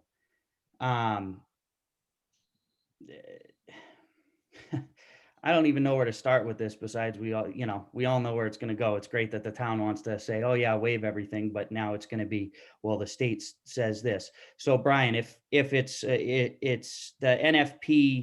NFPA 1, correct, is what's adopted through the state? NFPA 1 and 101 are adopted by the state, and then the other codes are adopted by reference through those. Okay, so, and that would be, the other code would be NFP 1141? NFPA, correct. And is that adopted through the state? It's adopted through 101 by reference. 101 by reference, okay. Because I know in the state of New Hampshire list of adopted building and fire codes, 1141 is not in there, 101 is, one is, but 1141 isn't. But then if you look at all the codes that are adopted by reference in 101, 1141 is there. Okay, so my next question is, Brian, it says lane width of 12 feet, 24 feet, total width excluding the shoulders, right? Correct. So what, can we make this a one-way road and now it meets your 12-foot width? Because it says 12 foot per lane of travel. So if this becomes a one-way road, does that meet the state standard? You would have to talk to DPW. I don't know what we have for standards for one lane road. My We interpretation don't of have a my interpretation of NFPA is, well, it has to meet a minimum of 20 feet wide, which it sounds like that whole road does. So if that would meet the town, if the town's okay with that as a one-way road, my interpretation is it would meet NFPA at that point. If an engineer says it'll hold the weight of a fire apparatus. Colleen or John, what's your thoughts on that? We don't have one-way road standards, Jake. You're starting to go down the shades of Wilson Road. Yep, yep. You guys, you're just trying to design a road, Jake, that you shouldn't be doing. Oh, this is so disappointing. So we don't have a one-way standard. We have a road that can't, and we obviously aren't going to make a one-way standard is what you just said, correct? I said we don't have a one-way road standard. That's what I said. Okay, so if we don't have a standard, can we decide that can we decide that we can make this a one-way road? Without a standard? The planning board doesn't have the authority to make this a one-way road. Who would That have? would be a town have the council authority on decision. that? Yes, you'd have to talk to the town council about that. So maybe these people who are getting railroaded by state requirements that can't be met and can go to the town council and see if the town council would make this a one-way road. If they made it a one-way road, then what I'm hearing is we would be able to meet the state standard, because that sounds like this is what's going to be the biggest issue here is the state standard, not the town standard, because it sounds like everybody's willing to waive it, but the state standard. So if it was a one-way road, and I'm reading this right, where it says lane widths of 12 feet, then that road should be acceptable for the state standard. Is that correct, Ryan? Well, each lane is 12, but it also states in another part of the code that any fire access road has a minimum of 20 feet. So if they're meeting the 20 feet, which according to Adam, it does, then fire code it would meet. But like I said, the fire code doesn't specify whether it could be a 1 or 2 lane road. That would be up to the town. Okay, so I guess maybe my recommendation to him would be to talk to the town council and see if they'll let it be a one-way road, because that might be a way that we can allow them to build something and not have to do all this off-site improvement work to a road that doesn't meet our own town standard and burden these homeowners with it. So I'll stop at that and go to whoever's next. Okay, let's see. Jeff is next. Yeah, thank you, Mr. Chair. And Adam and Paige, it definitely looks like your family has, made a lot of investment in Greeley Road and kind of that, that area of the town. So your presentation was very, from my standpoint, very well received. And it was nice to kind of see the pictures from 2007 to today. So thank you for that. My colleagues on the board, I fundamentally do agree with where their thought process is going with this. Being relatively new, I just have some clarifying questions as well. How would we even go about testing if a fire apparatus would meet that weight of that road? I don't know if how would we kind of assess that? We take core sample. We would go out there or they would go out there and auger through the gravels, take samples and analyze the material that's out there. Okay. Making sure that, they have, 18 inches of crushed gravel. It meets that spec. And what's beneath it, is it muck? Is it unsuitables? That's how you would determine it, Jeff. Okay. Yeah, no, thanks. Pepper the road with it. Yeah, I definitely didn't think it was just, kind of driving a fire truck on the road and No, it is not. hoping for the best. It's definitely a soil sample. And that would occur through the, the engineering part is the Correct, yeah. engineering that The- they would hire the would tech kind of do engineer that would go out assessment there and do that. and then bring it to the town. Okay. All right. No, thanks for that clarification, John. I appreciate it. Yep. I mean, other than that, very interested to see what the other, my other colleagues, have to say. But Adam Page, best of luck. And again, thanks for, thanks to you and your family for the work that you've done on that, on that section of town. Thank Jeff. you. Okay, thanks, Jeff. Next, Bruce.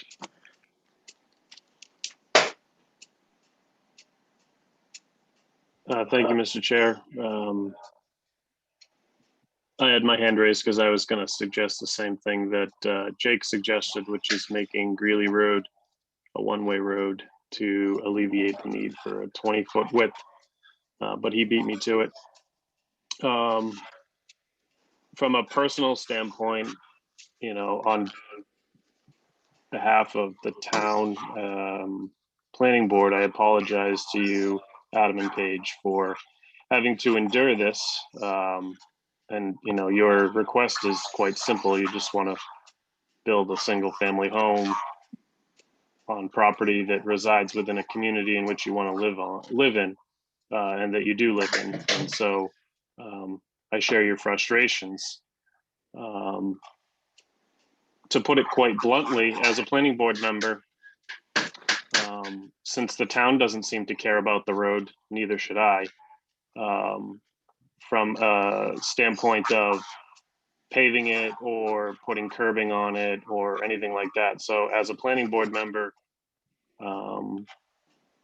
my response of the things, of the purview that I'm responsible for, I think the town makes the message loud and clear that they're not concerned about Greeley Road. And I think that it's, while some amount of burden by the developer or the applicant should be shared to at least make the lot accessible, to have to upgrade an entire roadway for a single house to be built on, to me, is an unreasonable ask for an applicant of a single family home. Now, if you wanted to build 50 houses in there, I would be, not interested in waiving the requirement. But since it's such a small road and it's obviously been there for a very long time and the town has not taken any steps to upgrade it or improve it, then as a planning board member, for waiving that requirement, I would be in favor. I wish I had more purview and I wish I had more ability to give you what you're looking for. But unfortunately, I can only support you in the ways that the planning board position will allow me to. So from my standpoint, from a conceptual discussion, I would be a yes vote for waiving that requirement.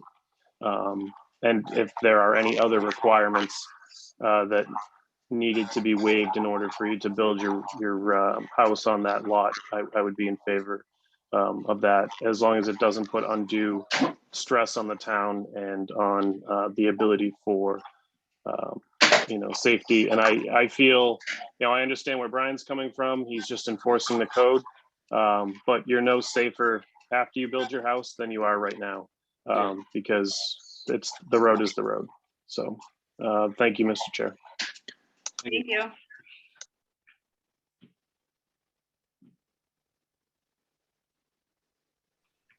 You're muted, Art. Unmuted. Okay, Deb.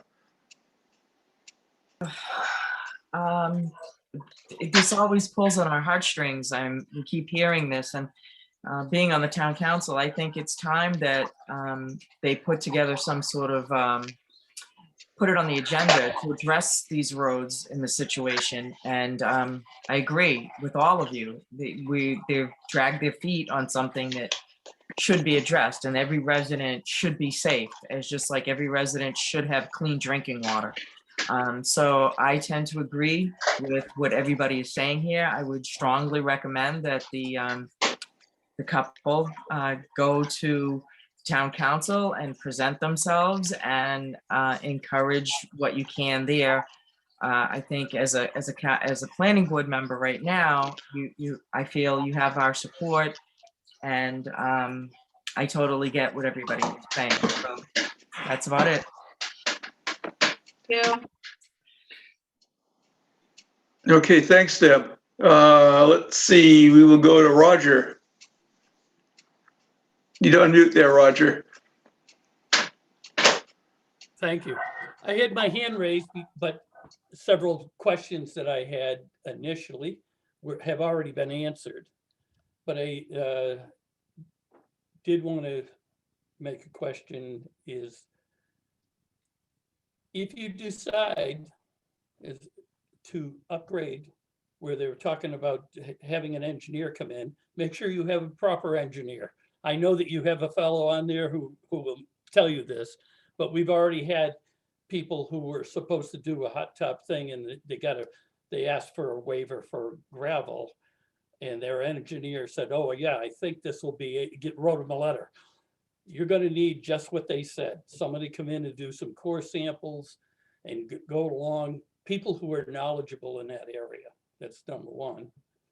And number two, there are other people who live on the street, and maybe an upgrade, if you got them together, might not cost you the whole amount. Maybe they're interested in upgrading their road. And the third thing is, years ago, I was involved with an upgrade to a road, and the town paid for it, and we had to pay a little, they called it betterments in taxes.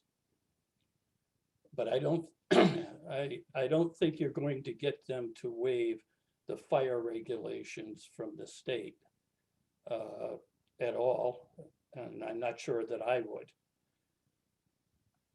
The only other alternative is you might, as has been suggested, that you put a secondary home in there. But again, you're going to have to do, you're going to have to upgrade the road, and trying to find the best way to do that at the least expense is sort of on you, because if the town allowed you to do that and another house burned down,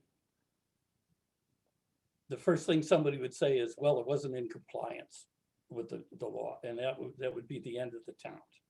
We have to go with the regulations that are enforced, or change the regulations, which I seriously doubt you can do. But Roger, if a house burned down on the road tonight and the road's not up to compliance now, so what's the difference? Like, what would happen? The difference is that we allowed you to do something that wasn't already done years ago, and therefore we would be responsible for that. So, okay, so if my apartment burned down tonight, then the town would ultimately be responsible for it because it did. No, it wouldn't, because it's already there under a clause. Building something new that we allow you to do. New NFPA. Yeah, because I mean, there are regulations that I really just don't like here. Yeah. But they're regulations, I have to follow them. Yeah. And you have to understand that when we change, or if we make an exception for somebody, first of all, I know there's 3 other people that are going to come and ask for the same exception. Yeah. That's number one. But number two, it doesn't make our regulations and enforcement legitimate any longer. And that's, unfortunate. But it is what it is. It's But now are private citizens in Londonderry in charge of keeping their roads up to NFPA standards? Actually, some of them are. If you are a condominium association, you are required to keep your standards up. Am I correct, Brian? Brian, can you hear me? Yeah, well, condominium associations, private roads, they are required to keep them up, because the code also says, yeah, that to be designed up to the standard and then maintained as well. Yeah, I guess the difference here, though, is this is a town-owned road. Yeah, and that's the ultimate, the big holdup. Right, I mean, we do This is have not a private private road. way that's owned by us or our family or any, this is a. Right, and those people that built on a private road know they're on a private road. Yeah. And they cut, And I guess I have a- I've been here 45 years. If my road hasn't been repaired in those 45 years, and you know, if I were in a condo association, I would be making them because I paid for it. Here I pay in taxes. But again, every time you make an exception to a rule, you're going to have people saying, but my exception is not as bad as theirs or worse. Anyway, it's a moot point. Let's find out what the cost would be. See if somebody else in the neighborhood would be interested in sharing the cost of bringing the road up. I have no problem if you have a gravel road and it's not paved, as long as it'll do the job that the fire truck needs to go down. Right. That's the best I can do. You all set, Roger? Yes. Okay, Lynn? Thank you, Mr. Chairman. Please nobody get mad at me for taking a little bit of a contrary review, but I just want to say that the town won't be upgrading the road, it'll be the taxpayers. So each of the taxpayers will be paying a little bit of money to upgrade the road whenever we say the town would be doing that. But I guess my biggest question is, and Roger touched on it, what are the unintended consequences of doing this if we go ahead and allow the waiver to be granted? Yeah, I know we have some other roads in town. Page Road comes to mind. I know we've had some discussions on Wilson Road in the past. And I would like a legal opinion, I think, Colleen, if we could get one from the town attorney. If what other roads are in this similar situation? Because if we grant the waiver on this, I know that we're going to get the same request from everybody else. We Thank you, can Mr. ask the town attorney for an opinion and we can put together a list of roads, probably from the GIS that don't meet regulation.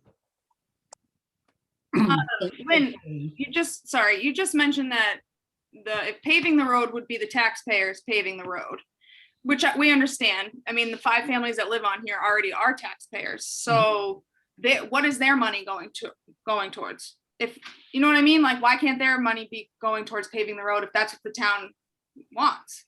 No, I just want to make the clarification page that we talk about the town paying for it, but it's really the taxpayers that are paying for it. Oh, okay. So that Okay. was my Sorry.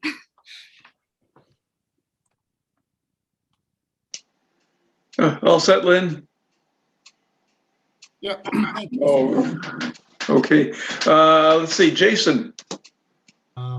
I mean, I don't have anything to add that hasn't already been said, but I kind of agree that it doesn't make a lot of sense to require somebody to upgrade a town road.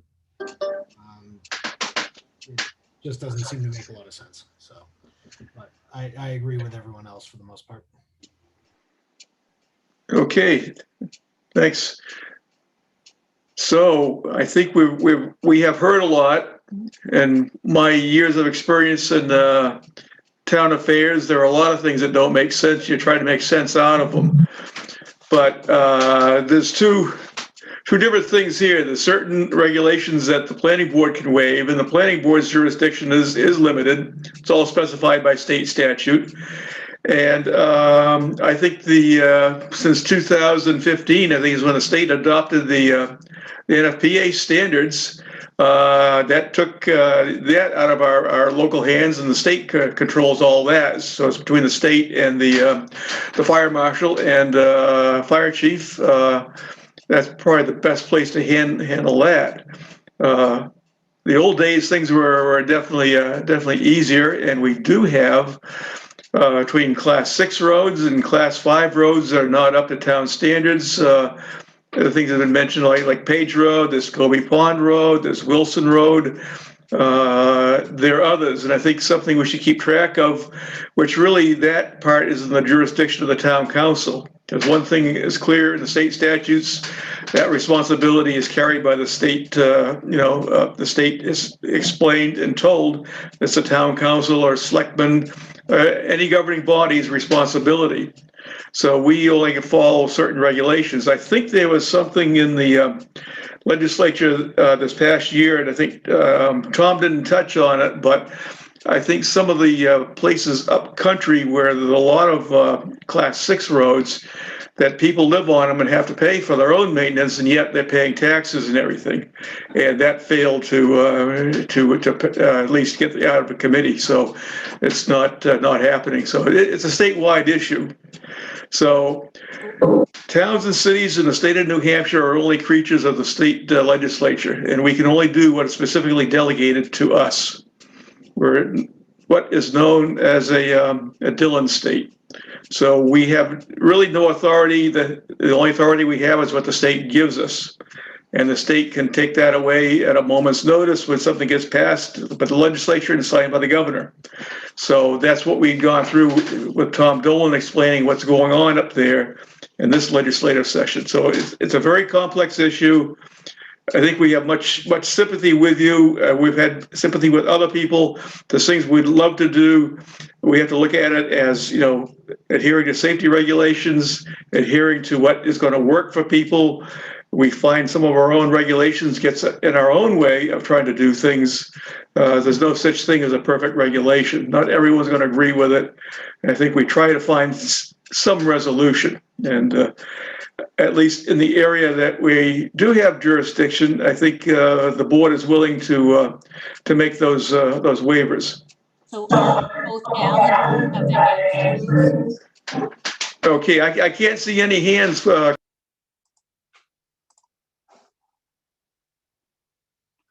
Bruce and Al have their hands up. Yeah, Bruce and Al both. So Bruce and Al, if one of you wants, I don't know. Okay, I just got muted again. So, okay, let's see. We'll go to Bruce and then Al. Thank you. I just had a question about if, let's say Paige's parents wanted to put an addition on their current house, would the town then require them to upgrade the entire road to put an addition on?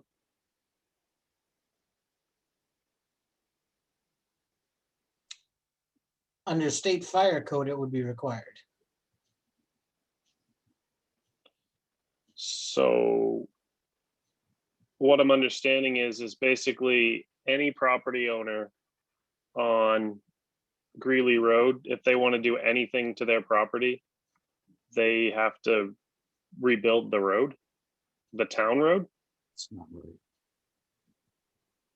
That's not right.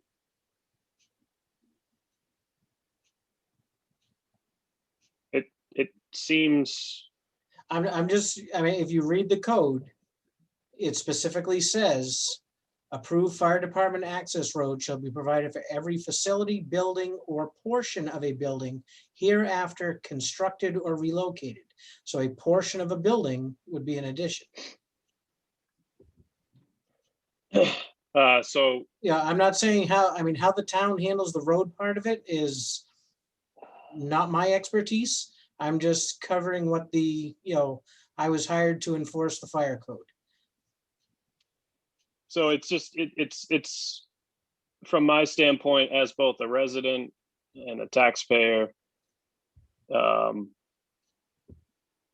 we want to know why we have problems with drawing the younger generation into the state of New Hampshire and building here and taking those jobs here. This is the reason. The motto of live free or die, I guess, is more of just a saying. It's not really followed. I don't think what they're asking is unreasonable. I think that what we're asking is unreasonable. And I would encourage Adam and Paige, I would encourage you to avail to the town council. And I would encourage your neighborhood to avail to some type of legal consultation. That's it. Thank you. I mean, we just talked about it before we came on, that What's the next step? people are suggesting these tiny homes for young firefighters and police officers. And that's how you're trying to draw us young people back into the town, because we're looking at properties to buy because we're waiting for the town to shut our project down, like you pretty much are. And the housing market is insane. Like, it's $500,000 just to buy a single family house. I don't know how you guys expect to get. That's a small single family house. I just too. don't, yeah. That's a ranch. Yeah. Right. I like you just said, I don't know how you expect the younger generation to come in this town. That's all. Okay, Al. Yes. I think it's only fair for Adam and Paige to know that there is another option that sometimes has been done successfully, sometimes unsuccessfully in this town. And that's to get a petition for a warrant article at a town meeting to have the road upgraded. That is an option. They should know that. What was it called? A petition. You can get a petition on town warrant every year in March to have the town upgrade the road. That has been done successfully in some developments, unsuccessfully in other cases. That would require a vote of the town, and there would be a monetary value attached to that, but you could petition that by getting enough signatures for a warrant article to be put on the town warrant, to be voted by the town, to have that road upgraded. Okay. Thank you very much Thank for you. the idea. Yeah, thank you. Okay, that's all I have, Mr. Chairman. It's a good suggestion, Al. It takes 25 signatures. They have to be registered voters in Londonderry, but 25 signatures, and it goes to the town council. So the town council question, they might support it, they might not. But, you know, the only way money gets appropriated in Londonderry, and that's for roads and everything, is through town meeting. And citizens can petition to have their own warrant article put on if the town council does not put one on. So Roger has his hand raised now, and I'm not sure if you wanted to go to the public for the conceptual discussion. And it looks like Brian Johnson has another comment, so you guys are popping up all over the place. Okay, we'll go to Roger and then back to Brian. Roger. I just wanted to make a small comment here. If you decided to go to a petition, you should speak to the town council, and the town council will help you write a petition that is correct. The town lawyer, you know, that's a small point, but that's the point. You could write a petition, but if it's not acceptable, even with the names on it, then it won't go through. So you get your petition, get it sort of approved by the lawyer, I guess. That's what I've seen happen in the past, and then the petition will go on. Okay, thank you. Okay.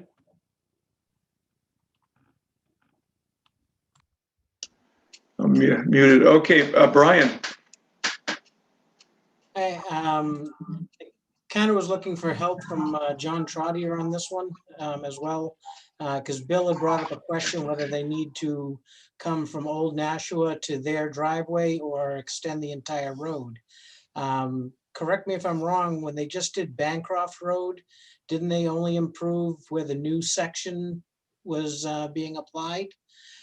So, I mean, I'd have to work with the town, but I mean, my interpretation is if we're coming in from Old Nashua Road and it's 24 feet wide up to their driveway, the code doesn't address the houses past that. I don't know what the town, how they feel on that, but I think we could work with them on that as well. Like I said, I believe Bancroft, they didn't do the whole road. They only did where the new subdivision went in. Correct. They did along their frontage, Brian. That's the improvements that they were responsible for. And we had access off of Hardy Road, so that was met the intent of the code. So if we were able to meet the intent of the code by coming in off of Old Nashua to that driveway at 24 foot wide, because I believe Bill said it's like 300 feet instead of close to 900 feet. Yeah.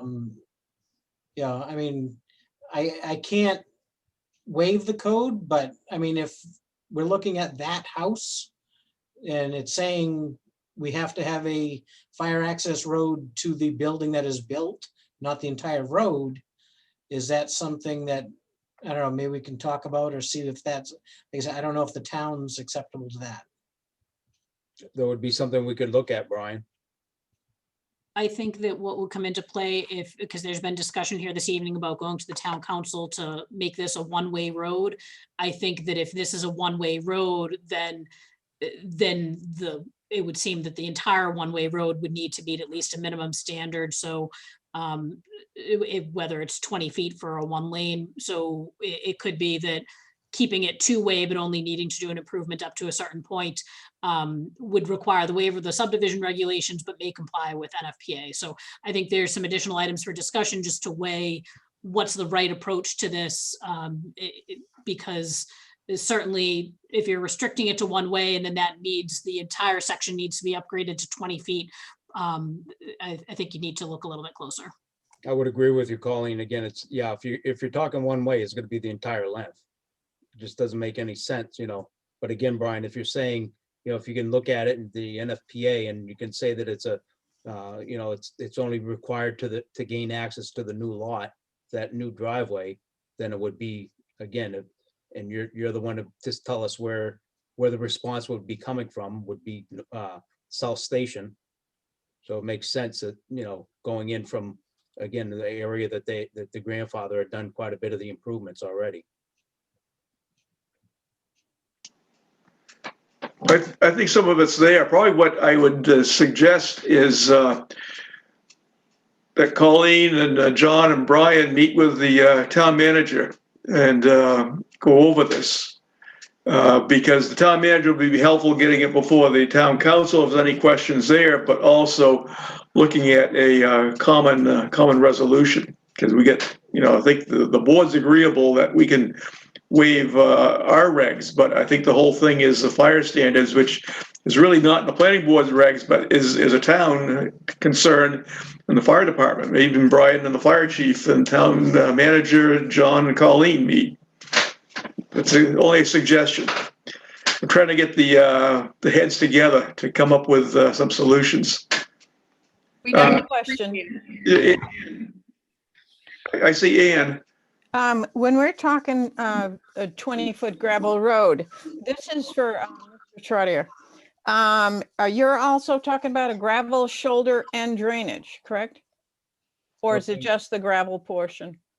Brian, again, it's 2 12-foot wide, two 12-foot width, or 2 12-foot lanes, correct, Brian? Okay. That's what Correct. you're looking for. Okay, 2 12-foot.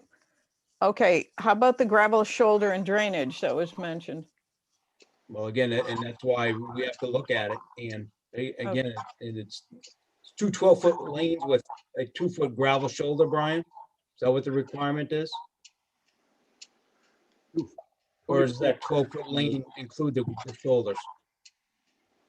24 feet. No, it's clear width of 12 feet each lane of travel, excluding shoulders and parking. Okay. So How we have about to the look at it drainage? in the field. I believe Colleen brought up when we first started, it was 28 feet wide on heavily traffic roads Right. with the shoulders. And then with lower traffic roads was 24 feet wide in total. 24-foot road, not shoulders.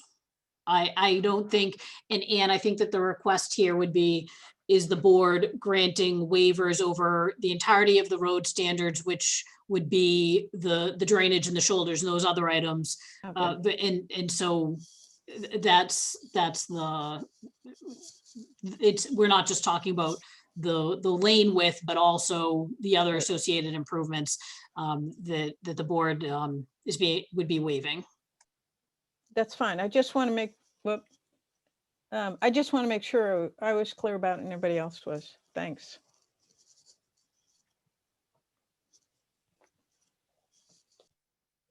So Jake has his hand raised, and then Art, I'm not sure if you, I don't see anybody from the public with a comment right now, but Jake, did you have something else you wanted? Okay, I was just asking if anyone else, but we'll go to Jake. Yeah, just real quick, you had said, John, you had said, Bancroft Road, their, portion of the road that has been changed has been their frontage, correct? Correct. So could we have them just change their frontage or their, what is it, 150 feet they might have instead of the entire road, and their portion meets what is required of the town and the state? No, it wouldn't just be along your frontage. You get on Bancroft Road, like Brian says, they have access off of Hardy Road. So how does, and again, like we've been talking about, and Bill Gregsack had said it, we're talking about coming in from the South Station. So it's Okay. 300 feet versus 800 feet. Yeah, okay. Yeah, All right. doesn't do anything, Jake, in the middle of the road. No, I know. Good try. Yeah, we had that same on up off of Scobie Pond. They wanted to do just their frontage, and it was the same thing as we need to get to that frontage. The difference with Bancroft is their frontage abuts Hardy Road. So I mean, out of the ideas that everybody has come up with, and I mean, it's awesome because, you know, we're not into this stuff as much as you guys are. We can't come up with these ideas. You guys are heavily involved with this stuff. I think the petition one was a great idea, but that puts our project off until March.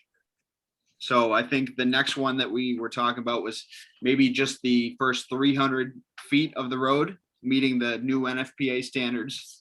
For a new building. For a new building, that would be up to our lot, up to the driveway that's existing already. I think that might be the best option. That, I mean, if you guys did that over on the other road that you were talking about. Yeah, so Brian, how would we go about doing that? I'd have to talk with John Trotter and Colleen and, make sure that that's acceptable with the town up to that point. If that's acceptable with the town, then you'd have to work with John Trotter. I don't know, your engineer or whoever would have to do the core samples. If that section holds the weight of a fire truck and the town's amenable to, just going up to that driveway, if an engineer says it's okay and the town says it's okay, we'd sign off on that. Excellent. So I think that's the best option that I think everybody has come up with today. I mean, Brian. I totally understand. I mean, my family lives in town. I've lived here my whole life. I understand exactly where you're going. But unfortunately, I have to separate myself from resident and code enforcement. So they give us the code. I can't not enforce it. And this is what we've done with every other street. I mean, fortunately, you're close enough to one end of the road that might be an option for you. Okay. Bill, do you have anything? Okay. Mr. Chair, I had one more question, more for for an educational standpoint. If the applicant was to pursue entrance onto their newly proposed lot through an alternative means, through a right-of-way, say they came off the right-of-way and gained access to their lot through another street that meets the requirement, would that meet the requirement of the town and the NFPA standard? It probably would, Bruce, but take a look at that lot. In order for them to get access to that lot, it's pretty convoluted. Yeah, it would be. It's not like it doesn't really apply to like this one, but I mean, for educational purposes, good question. Yeah, you have to look at the lot itself, Bruce. We're like 300 feet down off of Greeley, so to get off of Old Nashua would be like probably 700 feet long. I was thinking of coming in from Chartwell Court. You'd come into the backside of your road. Oh, way back there. Way back. Then there's natural gas lines. Yeah, there's some other stuff. But I mean, we're also continuing off of her brother's driveway, so it's like, I don't know, but the road still has to go up to the NFPA. It all comes back to the state NFPA. Yeah. Zoning has requirements relating to the frontage on the road, giving access and some restrictions. So Wetland issues and other things aside, I appreciate the out of the box thinking, Bruce. There are some other items that might impact something like that, but for different lots, an alternative access could be a potential, but it's still making sure compliance with the zoning ordinance is met. Okay, well, best of luck to you guys, and I hope that your engineering study of the gravel road meets the requirements. And As do we. I wish you the best of luck, and I'm sure the town will be more than happy to accept your tax payment. So we thought. There's usually no debate on that from the town's perspective. Don't expect them to use the money to upgrade the road. Ain't that the truth? So anyone else have any other questions? Roger, is that your hand waving, or I can't hear. You could unmute yourself, Roger. There. That was just me. That's really okay. I thought it was hand waving. So, anyone else from the board? Do you see anyone from the public, Colleen? No, I do not see anyone. If anyone does have any comment to add to this discussion, you can either press star 9 or use raise hand, but I don't see anyone. Okay, because normally it's the conceptual discussions with the board, but I know that there's certain things that interested parties, and when we could meet live, it was easy to recognize people that were there, and you could tell their level of interest.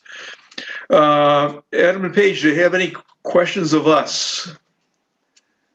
I believe I'll be in touch with Brian or John or Colleen to figure out, where we're going to go from here. But I think, everybody's been extremely helpful, and we spent over an hour talking about this project. So, I do greatly appreciate everybody's time, and it's getting late, but you guys still got more stuff to talk about. So. Yeah, even that, it's critical. So we need to discuss it. I think you need to understand, because our perspective is different from yours, and Brian has another perspective on duties that we're supposed to do, and involves the legalities of municipal entities and everything. So it is a complex issue. We try to sort things out, and hopefully, we certainly would love to see you as residents with your own lot and own house in town. That's our desire. So we just have to figure out how to get there. No, we're not done giving up yet, so we're gonna keep up a good fight. But yeah, it's been a long one thus far, and it's very time consuming, and it's stressful, and it's a lot. So like many other things in life, it's all about persistence. So. Okay, thank you. Thank you, Art. Let's see. Next we have is another conceptual discussion, which is a conceptual review and non-binding discussion of a proposed application for design review of a site plan amendment for Block 2 of Woodmont Commons to construct a 19,792 square foot 2-story medical office building. Tax map 10, lot 41, Pillsbury Road, Michaels Way. Tax map 10, lot 41, zoned commercial 1, and performance unit development, Woodmont Commons, plan unit development, Pillsbury Realty Development LLC is the owner, and LD 2020 LLC is the applicant. And this is only a conceptual discussion. It is in the Woodmont Commons, which is governed by their own master plan and their own design review regulations. So who is going to make the presentation? So Art,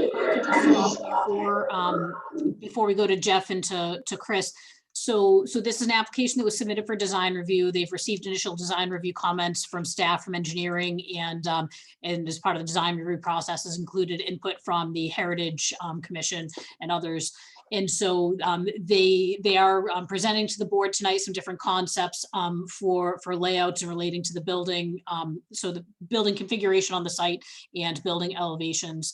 And they're here seeking some input from the board on a waiver of the hard conformance with the PUD master plan. The central issue is that the PUD master plan requires that buildings be oriented to the street and parking lot be oriented behind the structures. And so, so they are looking for the board's consideration of a potential waiver of that requirement. And they do have some different options of layouts they considered they want to walk through with the board. So with that, I'll let Chris and Jeff go ahead and make their presentation. And Chris, I can share my screen if you'd like me to, let me know. Thank you very much. Good evening, Mr. Chairman, members of the board. For the record, my name is Chris Nickerson. I'm here as a developer on behalf of LD 2020. Could you wait just a second? Because I was speaking, but I was on mute, so I have a problem with it getting muted all the time. So bear with me. Just wanted to note for the board that they have had a discussion with the Heritage Commission. Heritage Commission had a number of questions that were brought up. The location is one of them. They're going to be meeting with the Heritage Commission again on the 27th of May for further input from the Heritage Commission. So we will be waiting Heritage Commission's results of that meeting. So, but you can go ahead, Chris. All right, so sorry for cutting you off there, Mr. Chairman. Oh yeah, I was speaking, but the thing I was muted, so it goes on and off on me. So, and I can't see any hands being waved. So unless you physically do this. But just to give the board maybe some context or a little bit of background, I've been developing medical office properties for about the past 10 years and can help sort of share some uniqueness, particularly about the site that we're talking and about certain needs that we have in the medical community in terms of site requirements or site selection. So just taking it back a couple steps further so that you sort of, the board has an understanding of who we are and what we're doing. Basically, our model is to pull together a pool of independent practices, be they from Londonderry or from surrounding communities, and bring a scope of services under one roof for the benefit of patients and ease of access.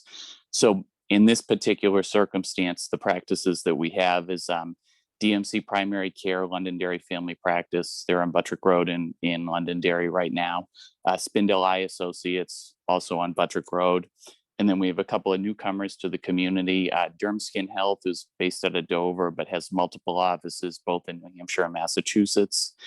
Granite State GI, who's in Derry right now. Bedford Commons OBGYN, locations in Bedford and Derry. Concord Orthopedics, there's multiple locations across the state, excuse me. And then we have PT user and a lab user, as well as Derry Imaging for a full scope of imaging services, including one of the things we're considering here is a particular focus on the needs for women's imaging. So that kind of helps maybe for the board at least round out who we are, all independent practices, all patient-centered. And one of the reasons that the Woodmont project is attractive is because we think that it's in a growing part of the town. It's also in a town that has excellent transportation or sort of wayfinding visibility for us. One of the things that we find for patients is most difficult, particularly with the elderly in terms of serving care, is actually it's counterintuitive. It's not access to insurance. It's not Meals on Wheels or access to nutrition. It's actually access to transportation. So we're focused in Rockingham County on trying to get any of the new locations we open in places that are located near retail centers like the Woodmont property, and also in a site within the development that has wayfinding ability. Hence why we are looking at a site here or had worked with the folks from Pillsbury to be on Michael's Way. The site that we're looking at is about 40,000 feet in total. It's two 20,000 foot plates. Because they had said or explained, we have a multitude of independent practices. Part of our business model, or what we try to do, is expose different users to the scope of services that we offer. So inside of that, we typically model a single large atrium. And if anybody's been to our other properties, they can see that visibility to all the tenants or all the users in there, and then common services like common elevator, common restrooms, that kind of thing. So when we look at that, we have to be conscious of how we model a building or how we design it so that we have one central entrance. Doing like a typical retail format where you have storefronts doesn't lend itself well to medical. Other things that we need, and it sounds silly, would be like patient drop-off area, because we are serving the elderly or we are serving folks with transportation needs. Being able to drop them off out front is important. And the other big, challenge that we see or have to accommodate is parking. And our location now on Buttrick Road, parking is the number one complaint that we have. It's very, very challenging at times. People park all the way down the driveway, sometimes on Buttrick Road itself. And we're really trying to solve for that here. So the standard that we use is 5 per 1,000 spaces, which would be 200 spaces on a 40,000 foot building. Inside of that, what we model is about a 60-40 split between staff and patients. And the concepts that we have for the board here tonight have 60% of the parking on site for patients, and then 40% of the parking shared kind of inside of the PUD, so that we can have staff or family, whatever, park not necessarily on site, but in the general vicinity. And I think anybody who's been on crutches in February could understand the need to have parking located as close to the building as possible within reason. Beyond that, we have kind of a unique site here. We've got 3 sides of it. And Colleen, I don't know if you want to pull up at least one of the concepts that we have, but we're bordered on 3 sides between Michael's Way, Governor Bell, and Settlers Lane.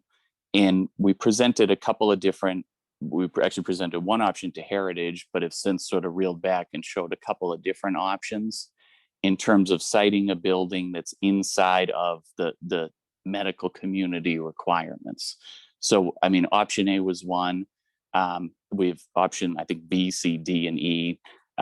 Again, option B here, which has similar building, common entrance, patient drop-off, but we've reconfigured the building so that more of the frontage is on Michael's Way. We've angled the parking so that, again, it's further away from Michael's. It gives us some green space. And I think Jeff can kind of share on the landscaping piece what we've done to accommodate that. So I think, I can help sort of explain the medical portion of the who we are, but I think the purpose of why we're here is twofold. One is to sort of review the concepts, both from a site selection standpoint, an architectural standpoint, and a landscaping standpoint, and then see if, as a combination of the 3, we can have something that meets the needs of the board in terms of that overarching requirements inside of the PUD. And beyond that, Jeff, I think you could probably speak better to the site than I could. Okay, hi, Jeff Cavan with TF Moran's office. So I'm sure you're familiar with the Woodmont project. To the right of this is the first roundabout, which is Main Street. This preserves that Main Street as, was approved. We did have some additional buildings going down Michael's Way to the left as Pillsbury was negotiating with Chris, and looking at where they could be sited that would work for the medical use and so forth. This site came up. When we met with Heritage Commission, they, really didn't like the parking visible from Michael's Way and asked if we could reorient it. They did go back and talk to Pillsbury, and Pillsbury is looking at and pursuing other development on much of the other land. And so there really wasn't another location that we could reorient or change this building to. So what we've done is we've gone to, look at alternatives, and one of it was to narrow up the building as much as we could and lengthen it so that we could, get more building frontage on Michael's Way. This also moves the primary entrance to facing Settlers Lane, which that gets one of the doors over there. And I pulled the parking away from Michael's Way so that I basically have 20 feet of green on the narrow end and 50, 55 feet of green as you get closer to what is building 201. And I looked at, I could do a multiple of other things to help screen that and make it look more urban. And I'll go to that after. Colleen, if you want to just flip to the other option. So this is moving the building to the middle, which, you know, again, gets some building frontage, but it just, you know, exposes parking as you come to the other roundabout coming from Pillsbury Road, coming down in the opposite direction, which I didn't really like, and I don't know that the board would. So you really can't thin up or reconfigure the building and still have it function from the medical use perspective. So this gets us about the maximum frontage.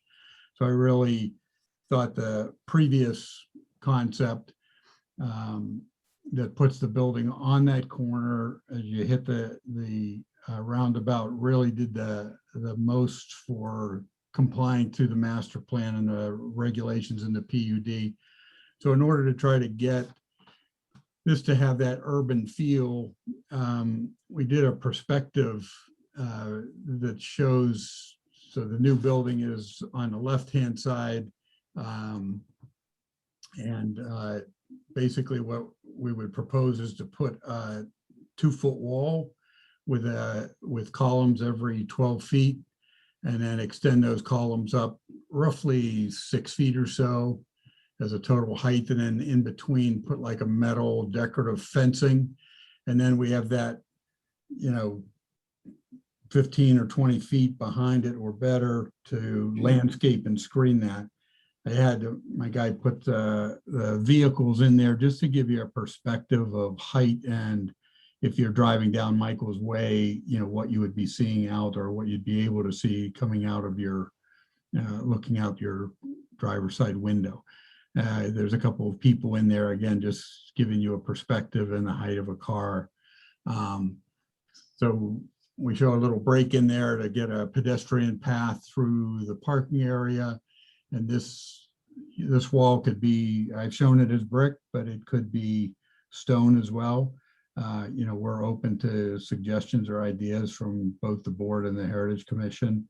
But this, we thought, you know, we could screen and you really wouldn't be looking at the parking lot or the cars in the parking lot. We eliminated the access point off of Michael's Way so that the medical use would come in off of Settlers Lane, which is the middle road to the back. And I felt that this really gave a nice screening and urban feel to it. You know, if you go through some type of urban settings, you come across this quite a bit, you know, where there's a school in an urban setting or a church or something like that. So we thought this was a good option. We've looked at a number of different building fascias and what have you.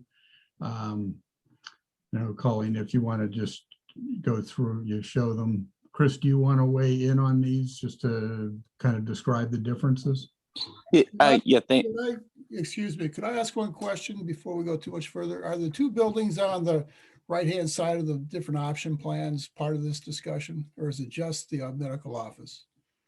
We're open to discussion on any of the alternatives, and we could implement this wall and fencing, you know, on either one of them. Anyway, no, there's two bits. So if you go back to one of the diagrams, like option, the option, perspective, two buildings on the right-hand side. Are those part of this discussion?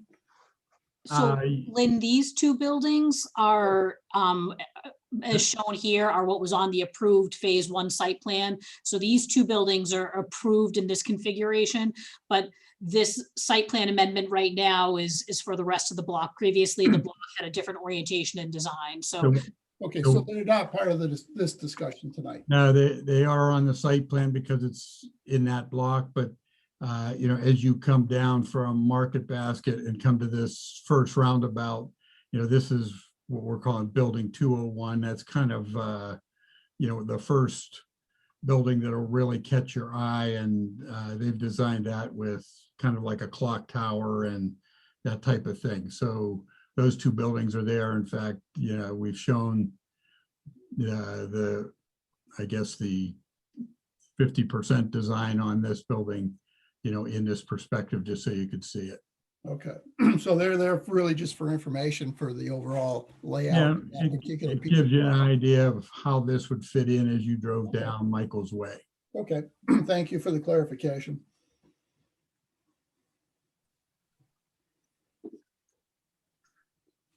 And Colleen, just to jump in, we had prepared a number of sort of schematics here in terms of the architecturals, and some of our projects that we've done, they vary from very contemporary, which you would see at 6 Shanina Road in Derry, to very traditional, which we'd see at 6 Buttrick Road in Londonderry, and pretty much everything in between. And what we've tried to do here between, I think we have 4 different schemes, is show essentially the same box, but with different finishes or different wrapping paper on it. So starting with scheme 1, which would be more contemporary material selections like eaves, metal cladding or metal siding, ACM panels, up to if Colleen, you wanted to go to scheme 1A, again, similar, but we've incorporated stone water band on the bottom. And then if we went to, I think, 2 here, again, similar, but a sort of a different play. So no ACM, no shiny stuff, galvanized paneling, masonry on the exterior.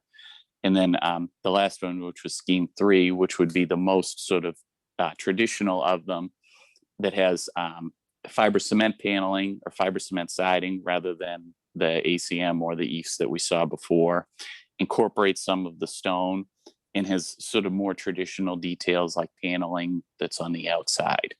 So we're trying to strike a balance between, particularly on the imaging side, what we're trying to sell or express to the public is technology. So a building like 6 Buttrick doesn't necessarily resonate with that. We're also sensitive, though, to the sort of overall development, in that much of what's there is fairly traditional, and we're trying to sort of split the difference or thread the needle between the two. So I think, certainly based on the feedback we had from Heritage, the scheme 3 that you see here was the most well received. And inside of those material selections, there's a ton that we can do, from, making it look like storefronts or playing with it, to really pull down the scale of what otherwise is a fairly substantial building.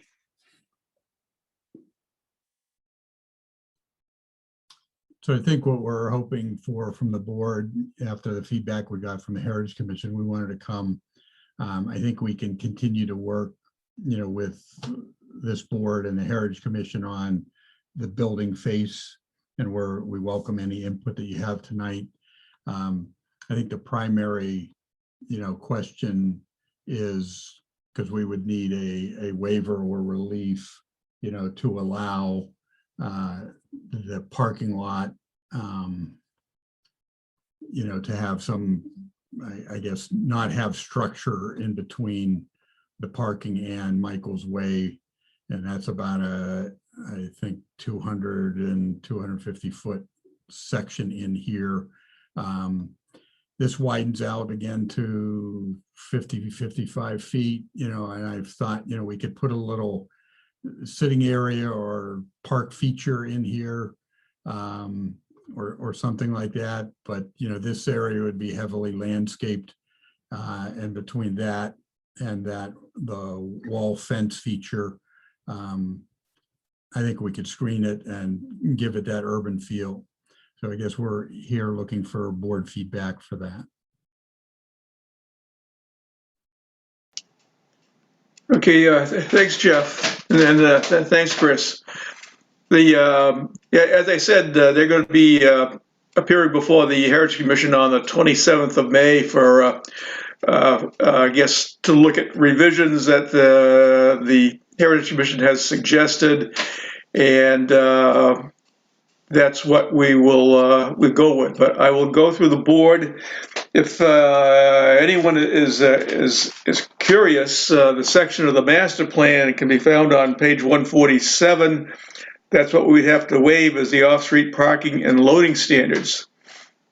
And section B of that, on-site parking and access to parking says, except in sub-areas WC1GL and WC12.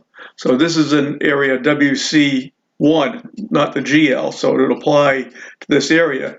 The side street service parking lots shall generally not abut any streets other than the lanes and should generally be located behind the buildings. So that's what they are asking a waiver for. So the Heritage Commission did suggest to relocate it, but also probably to screen the parking. And the whole thought that the Heritage Commission had was so that people driving along Michael's Way would not see the parking lot. So, but they are coming back to the Heritage Commission with other designs and also building materials that the board, or I should say the commission wanted to see. So that is still waiting till their meeting on the 27th of May. So I'll go through the board. I'll go to staff first. If John or Colleen have any input on this to begin with, and then I'll go to the board. I have no comment. Okay, Colleen? Nope, nothing else to add. Okay, so I'll go through the board. Al? Thank you, Mr. Chairman. Excellent presentation from the applicant. Personally, looking at the different locations of the building, I like the one on the far left. I think, and the applicant can correct me or not, but I think that offers a really good parking situation for the elderly and people that want to get into that building for medical care. Is that correct? Yes.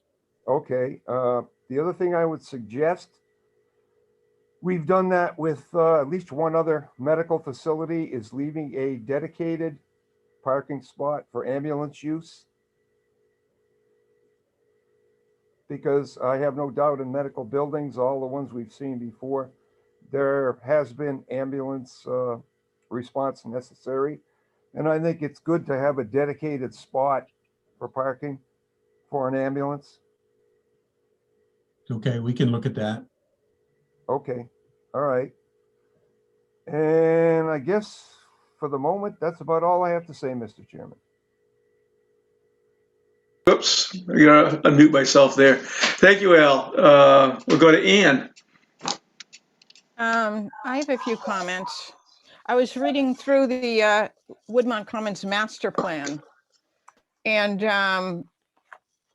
I noticed a couple of areas that are pertinent to this. As far as the design, it says on page 45 of the master plan, it's the quality of site design. The site design will provide public benefits in terms of sustainable use of resources, visual quality from public vantage points, and complementary relationships to adjacent land or developments. So the idea behind Woodmont Commons was supposed to have a cohesive look with the entire development, not focusing on particular buildings, but to everything was supposed to be blend into what was supposed to be a traditional neighborhood feeling, a walkable community. What I see is the huge parking lot that looks like any other development, especially on Michael's Way, which one is the premier street in the development. I would think we'd be following the master plan more closely. Also, Art was mentioning, it's on page 145 in my master plan, Art, what you said about on-site parking and access to parking.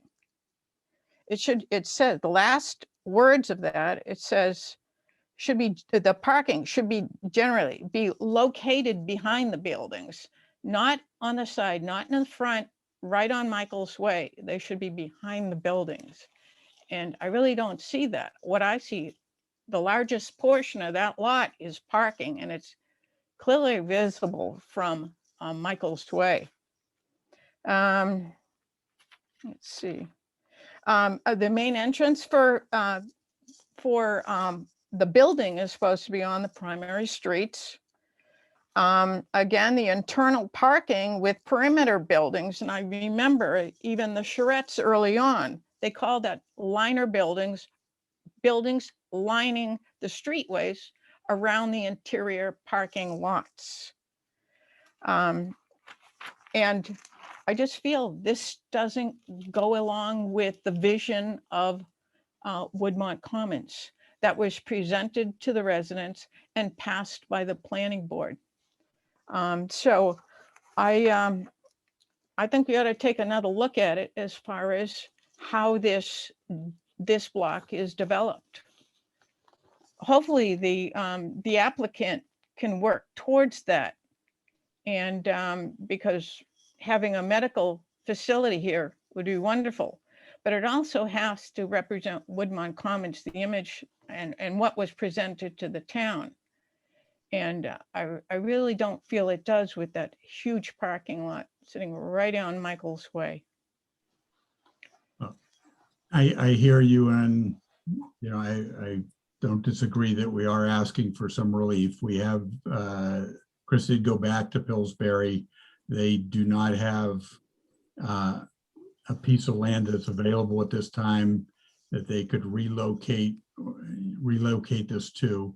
The amount of parking that they are showing here is a minimum for their use. And from a PUD standpoint, this is slightly less than what is required for a professional office. Like Chris said, this would provide parking for, you know, patients that have to get out or be close to the building and some of their employees, but then they would be shared parking on the street parking surrounding the building. I get where we're asking for relief, and what we've tried to do is mitigate that, you know, with this wall fence feature. I just want to say that we have Main Street already constructed. I mean, I think that sets the tone for the development. Going modern or using more modern materials, I don't think does. Are you talking about the building itself? You talking about the building materials? I'm talking about the building materials, and I'll reiterate what I said about the parking lots also. What was built on Main Street has commercial buildings, they're commercial and mixed-use residential buildings, but they're all at the street. The parking's behind them. And that's what was the vision for Woodmont. What I see here is turning it into a regular development, not the Woodmont image and what was proposed to us. But I envisioned what I see in the master plan, and that was passed by the planning board. Maybe to help put some things in context, at least in the slide that Colleen has up right now from an architectural standpoint, what we're showing on the building is very consistent with what's up on Main Street now. So fiber cement siding, you know, it's synthetic, but AZEK style trim. Those material selections are all very consistent with what's on Main Street now. You know, and to sort of help at least to get a sort of broad strokes understanding, medical in this setting has particular needs. And, you know, one of those needs is transportation and access to parking for our patients. So it might appear, at least in looking at sort of a small picture, that there's a lot of parking for this use. The reality is that what you see on site there actually only serves 60% of the total parking need for the development. So we've analyzed through our previous ones that 40% of what we have, we can serve through mixed use parking in the way that the development's intended. But there's folks that, you know, we just have to be able to treat, be it elderly, people with orthopedic problems, that we need to get in close to the building for services. And that desire, that need for parking utilization is just much, much different than mom and pop retail, which is typically what you would see, you know, on Main Street or in that style setting.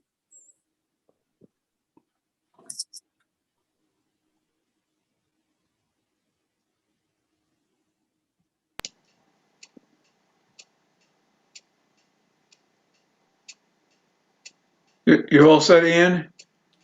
Well, and I'll just respond, that's the premier street of the development. And that wasn't the vision that was originally presented to us. There was multi-family housing there. I should say like townhouse style developments there, all facing the street with the parking behind it. And that's the type of plans that we envisioned. And I'm not sure why that can't be done on this lot. Either because other designs showed buildings all around the perimeter of a block with the parking inside it, or even on three sides of it, with the rear of the block having the parking areas exposed on the not on primary streets, but on the back street there. So that's my view, and I think we should, somebody else can, it's somebody else's turn now then. Okay, yeah, I'm going to go through the board. I just want to also let the board know that the PUD regulations, the type of zoning is known as form-based zoning. It's not the Euclidean zoning that we have in town. So more depends upon the looks and the appearance of it. And this was really adopted by Pillsbury as we went through the whole process of putting the master plan together. I'll let you know that the board, and Ann was not on the board at the time, but she participated very extensively in the 3 years it took us to develop the master plan. So there's a lot of thought that had gone into the master plan on both the town's part and on Pillsbury's part also. And Pillsbury had a excellent planning consultant called Shook Kelly. They were in Charlotte, North Carolina. That's their headquarters. They got offices across the country. But they were incredibly helpful in the design of this. And I think what Ann is saying, we don't want to lose the whole design and the atmosphere that was being created, at least to keep as close as we can to it. Art, can I mention one other thing? Yes. And I remember Andre Duaney, the father of New Urbanism, came and he spoke before the residents at the Charette in Londonderry about this new concept.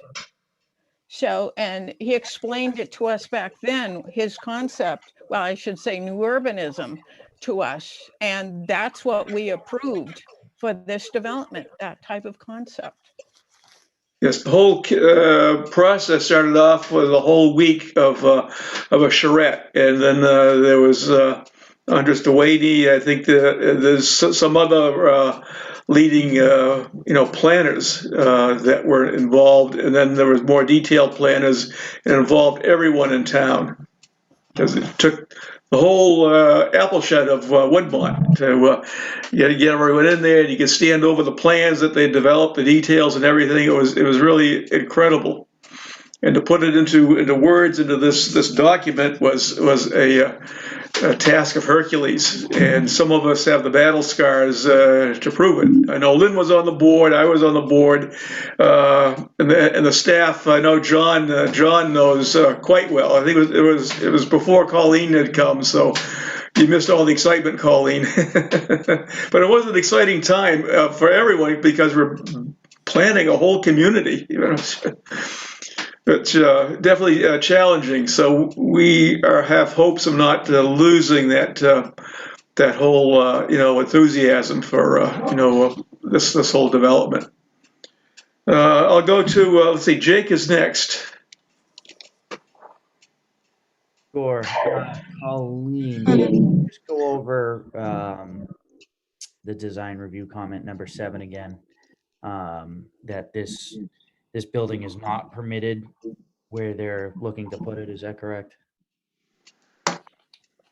No, so Jake, that's the building type. The architectural guidelines have particular building types, so they can change the building type and it would address that comment.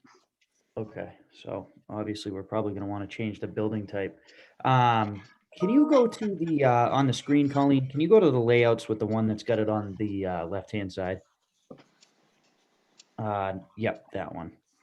I do think, from a layout standpoint of what's presented to us, this one certainly looks the best.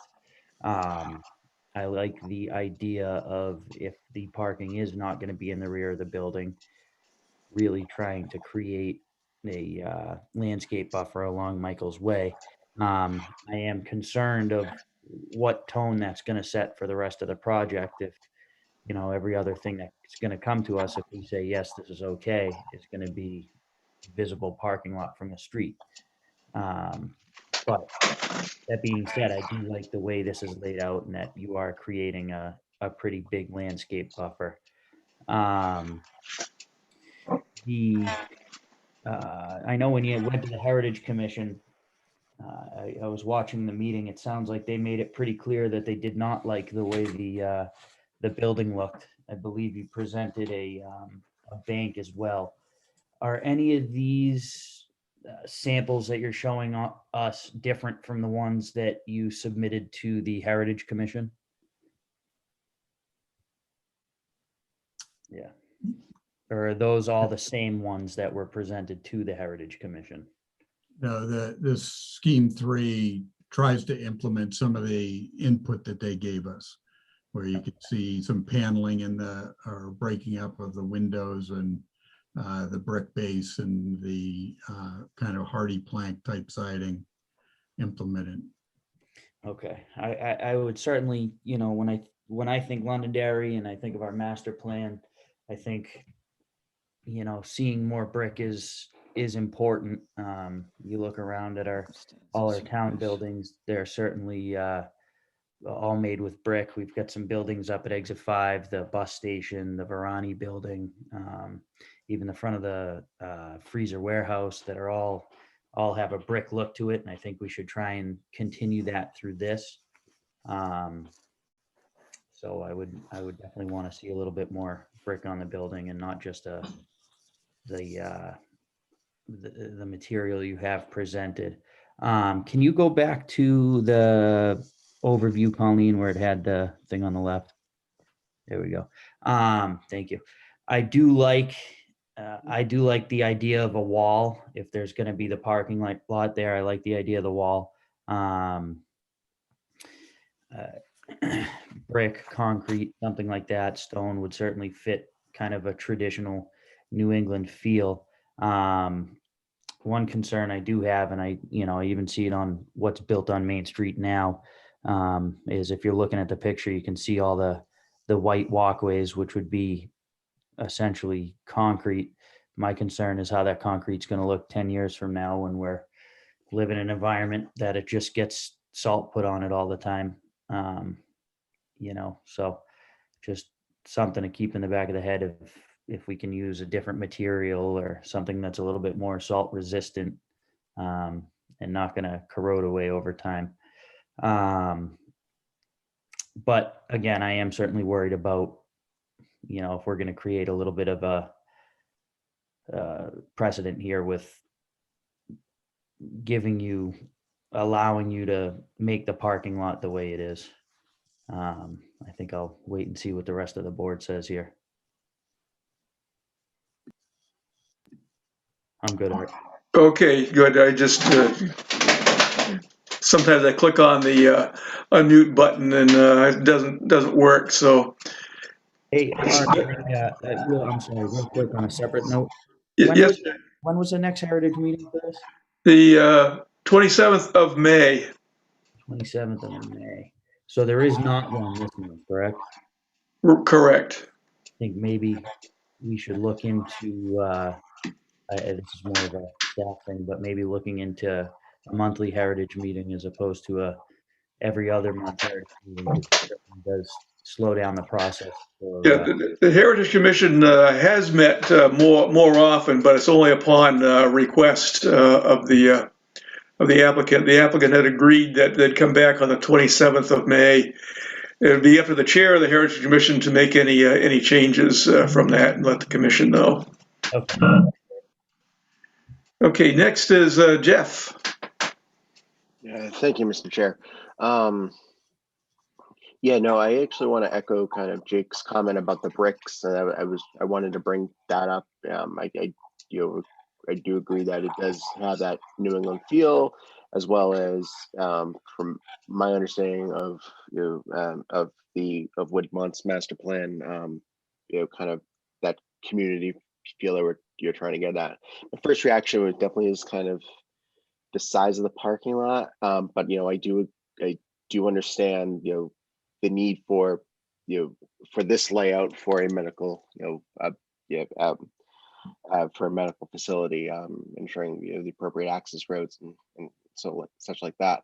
You know, I do have a question though, is in addition to the fence and the landscaping, you know, the potential redesign of the you know, the building, was there any other kind of considerations to put any other features that, you know, kind of bring the community together in this, you know, in this big parcel? I guess I'm not, I guess I would be asking like, what are you thinking about? I mean, Yeah, like, I don't know. This isn't a, I don't think this would be a good idea, but like, you know, I would be thinking like a feature like a statue or some type of water feature or something that is kind of unique but aligns with the master plan, you know, kind of brings brings that community feel, you know, kind of together with that. I'm not sure, you know, if you know, regulations regarding monuments or regulations regarding kind of water features, but you're kind of something that may bring So Jeff, bring maybe something. in addition to in one of these kind of bigger green space areas, maybe some sort of, you know, hardscape or water feature addition or something else, just rather than just the landscape and bench, perhaps. yeah, I mean, I didn't have enough time to really think about what could go in this little sitting park area, but we could look at that. You know, that's something we're happy to work with in, you know, I mean, the reason we're here tonight is to solicit just that kind of feedback. So if the board's partial to anything or has any ideas in that regard, we'd love to hear it and we love to incorporate it into the plan.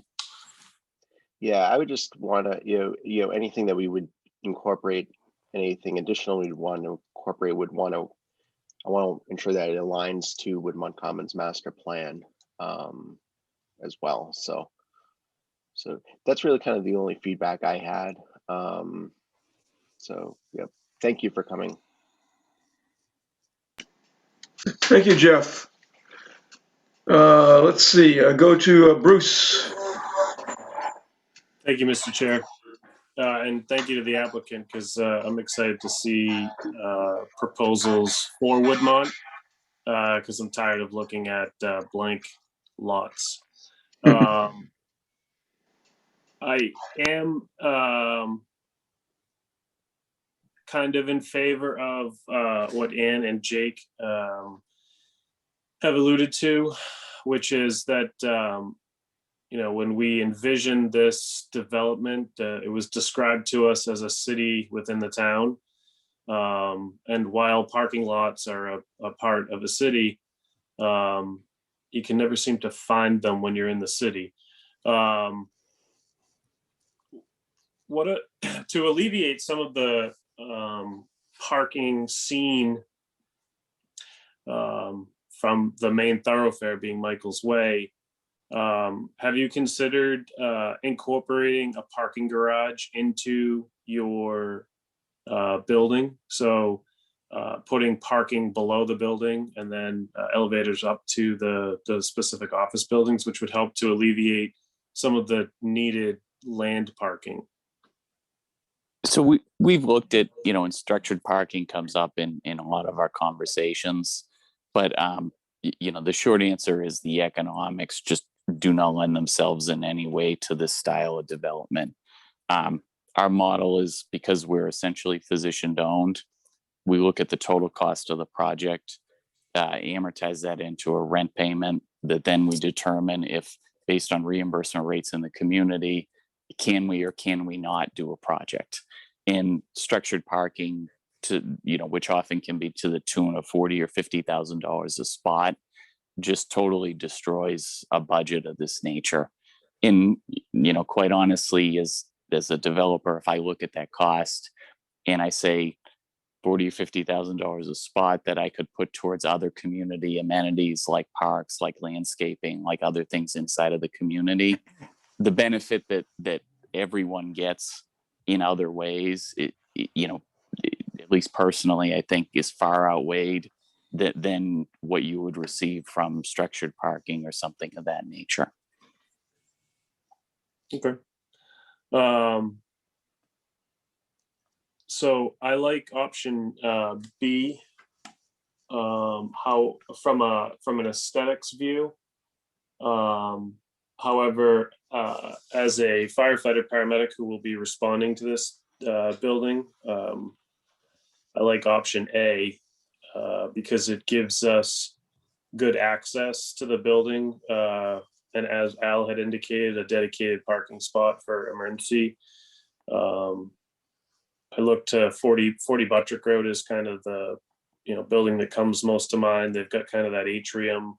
And they've got that covered area where you pull up to. And you know, it kind of works well for us. But option A or option B, from my standpoint, you know, both are nice and aesthetically pleasing. I don't like that entrance from Michael's Way into the parking lot. I'd prefer traffic to come off of Settlers or Main Street. Yeah, so option B, I like from that perspective. And then on the schemes, I liked the last one. But with, like Jake said, I'd like to see that brick continued where that brown, I'm assuming that's hardy board. I'd like to see that brick with those, you know, kind of softened windows. That looks very classy. But overall, I think that the proposal is excellent, and you know, this is exactly the type of occupancy that I think of when I think of Woodmont. You know, high class medical that serves the population.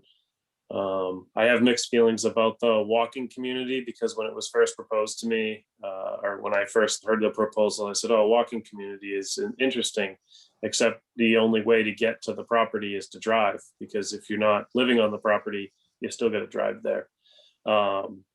So overall, I like the where the project's going, and I like the design features. And I think that the landscape and brick wall along Michael's that you proposed does look, you know, it looks very classy, and also helps to kind of tie into that urban but small town feel. So I would be open to the waiver for the parking, assuming that we can get some of the other features applied to the project overall, so that it doesn't just feel like it's building large parking lot building, you know. So that, I think, is all I have. Thank you, Mr. Chair. Okay, thank you, Bruce. Deb. Thank you. I also like B, and Jeff kind of stole my idea. It is about a community, a sense of wellness. You want to go there, and you might be going for some sensitive reasons. So I do want to encourage maybe some bike racks for people who are going to bike there, to be able to park their bikes at the facility, since you have the bike lane. I also think that picnic tables, benches, maybe with some solar, that you can plug in your cell phone while you're sitting there. And maybe even in the garden areas, having more garden and art sculptures throughout. And on your wall, it would be nice to like have those like they have in Boston, those black like little lantern lights that kind of go across the top as an added feature. But the thing that I really irks me about this is the roof line. It's so flat. It's such a straight line. To maybe have a facade there, to have some variance in it, to make it more appealing. Like they were saying, streetscapes, you know, you're talking about, you know, different height scales. It would make it look more brownstone-y and, you know, just a different facade. And I also think that some of it could have some more features on the front. The windows or around the windows, or, you know, like maybe a line through the middle of like on your brick and you have stone in the middle.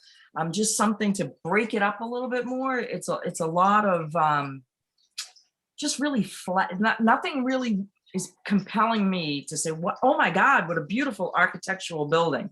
And it just, that again, it's just me. And I grew up in the city, and I lived in the North End of Boston for many years, and that's one of the things that makes it so, is the uniqueness of each little building and all the little nooks and crannies. Like when you show that, not this picture, but go down a couple. The one, keep going, sorry. This one here, like see that little open space there? That's a perfect spot for a beautiful little garden with a nice wrought iron park bench that maybe has the solar element to it, and, you know, having the riding your bike there, because it doesn't have to be just for the people visiting or the people working to enjoy. The people walking, I want to sit down for a minute. I just want to take it in. And it's that sort of environment I think you're going for there. You want to engulf the mind, soul, and body and health, right? I mean, that's what you guys are kind of going for. Is you don't want something that's cold and sterile. You want something that's, you know, making people feel good, and they want to go to the doctors and they want to feel good about what's going on. So those are a few of I just want to make sure I got them all there. Got the benches. I did the solar thing, which was also in our general master plan. We had a lot of solar like awnings and things like that, which is really good. And again, the more dimensions, the roof line, and the little lighting would be cool. I think on the fence there. And so as much green as you can put in, but it doesn't have to be green. It can be gardening. You know, you can enhance that. And even on the frontier, having a bench for someone who is walking by, who would like to sit there and look across the street at the pond, or just sit there for a moment, having that ability would be nice too. And you probably want to get those nice wrought iron barrels that go inside, you know, the ones I'm talking about that are all over the city. Things like that, that would also be helpful, because if I am walking my dog and he does go to the bathroom, to be able to have a place to throw that, so at least I would be inspired to pick it up and not have to carry it all the way home with me, is also a good idea. So those are some of my thoughts on it. I think you can make it look very street-like, or, you know, home-styled and modern and technology, by incorporating that whole lifestyle that I think the modern person does embrace now. That's it. Thank you. Okay, thank you. Okay, Roger.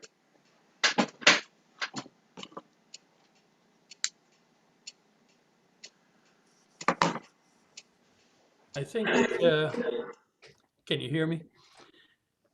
I think Yes. form over function, or function over form. You've got to have a good mix, because if you have all form and not enough function, the building's going to fail in its mission. And I think that the stone wall or brick wall along there, the fence, and the trees that are sort of hiding up all of the parking is a good thing. And it's going to work, because I have experience, as I'm older, going to many different, Spindell's, for example, is in a big building, and there is never enough parking there. And you've got to have that spaces for people to just be able to park. You're going to go in, I go into Spindell's, and also 3 other people that have various offices, and the parking lot's full. And I'm not talking about 50 cars or 100 cars. I'm talking about almost 200 cars over there at that building. And people are coming and going and coming and going all the time. So if you want this building to be successful, they've got to have parking, you know. And I don't, you know, we're talking about riding bicycles and stuff like that. You can ride around inside of Woodmont, but there's no way you can ride on any of the roads that lead to there, you know, as far as pedaling a bike. So yes, we should have emphasis on bike riding, but I don't think that I'm going to travel from my house to there on a bike. So I would say that the building, yes, the one thing that I did hear is it needs to have some pointy roofs and maybe a little tower somewheres in the roof. If it's just not necessarily functional, but it's there to break up the roof line, because that'll make all the difference in the world onto how the total building looks. So the plan, the way I see it, with the wall hiding the parking lot, is good for me. And we did already talk once about trying to put in a second level parking lot, and nobody really thought it was a good idea at that time. So Yes, that's all I have. Okay, thanks, Roger. Lynn? Thank you, Mr. Chairman. I'll start with the simple things first. I really like Deb's comments regarding the architecture for the building. You know, I was going through the diagrams earlier today, and Scheme 3 was the one that really caught my eye, but I think Deb made some really good comments about trying to make it unique to Woodmont Commons and making the best use of the master plan with what we're really trying to accomplish there. And I also think the Heritage Commission will do a wonderful job of coming up with some guidelines and some ideas that they'll need to follow. Going back into the different options, I'm actually looking at option D as my preferred option. I will say one thing, number one, is I do not want to see a curb cut on Michael's Way. That at least I think option A had a curb cut on Michael's Way. I think that just defeats the whole purpose of Michael's Way. But option D with the building in the middle, you know, I almost think it meets the intent of having the parking in the back when we have that building on the front. You know, you look at the big building plus the 2 buildings on the right. So those are all shielding the back parking. You know, we have the big parking lot at the Rotary, but I actually kind of like having the open view at the Rotary. So we can, as you're navigating, you may have a better idea in which way you're going to go. But, you know, with that said, too, if there's some type of landscape features we can put in there as well to help make it look like less of a parking lot at the same time, I think that would be the thing to do. Over on Settlers Lane, all the plans have a little parking lot called exclusive use parking. What is that? Is that part of this plan?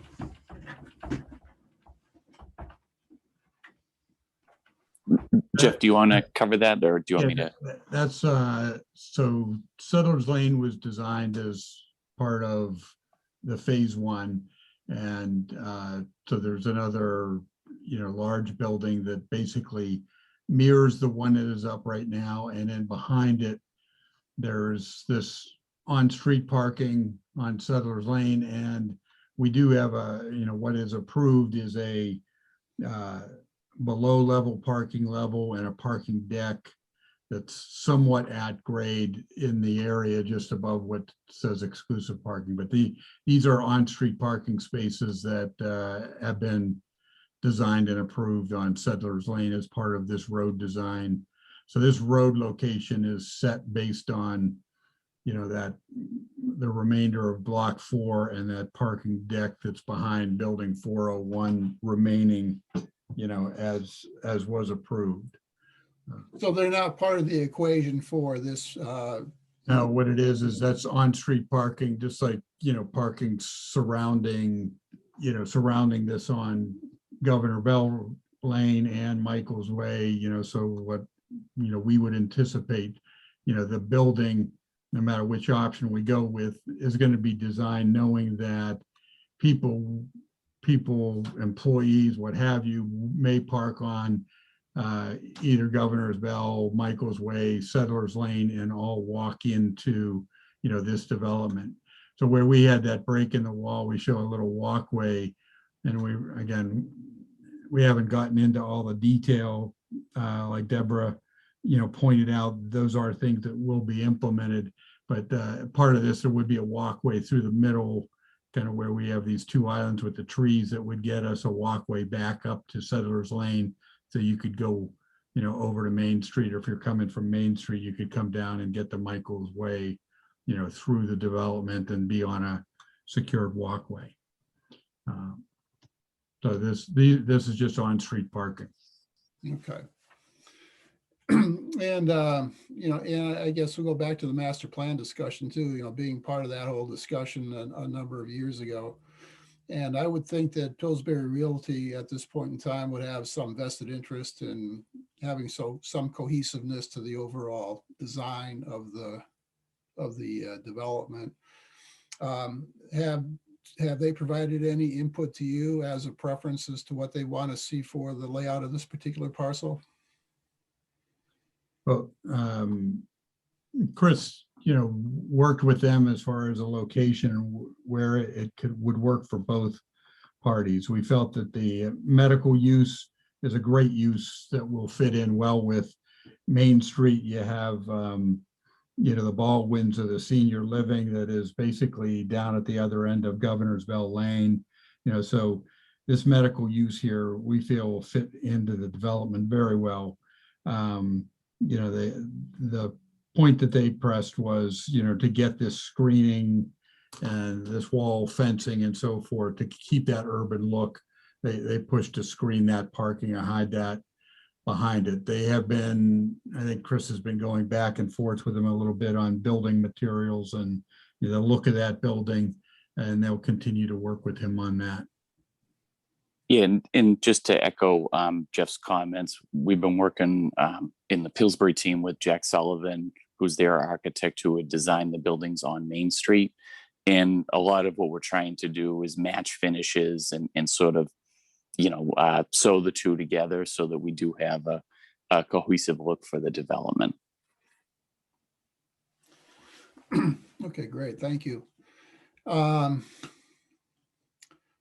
Yeah, I guess, you know, I'll say one more thing about parking too, and parking's kind of unique in here as the development gets built out, because the parking spaces we use in the equation for the medical office here are going to get used by other people for other purposes too. So they're not always going to be there for the medical office. So I guess overall they'll all average out, but you know, we can't expect those to always be available for the medical office.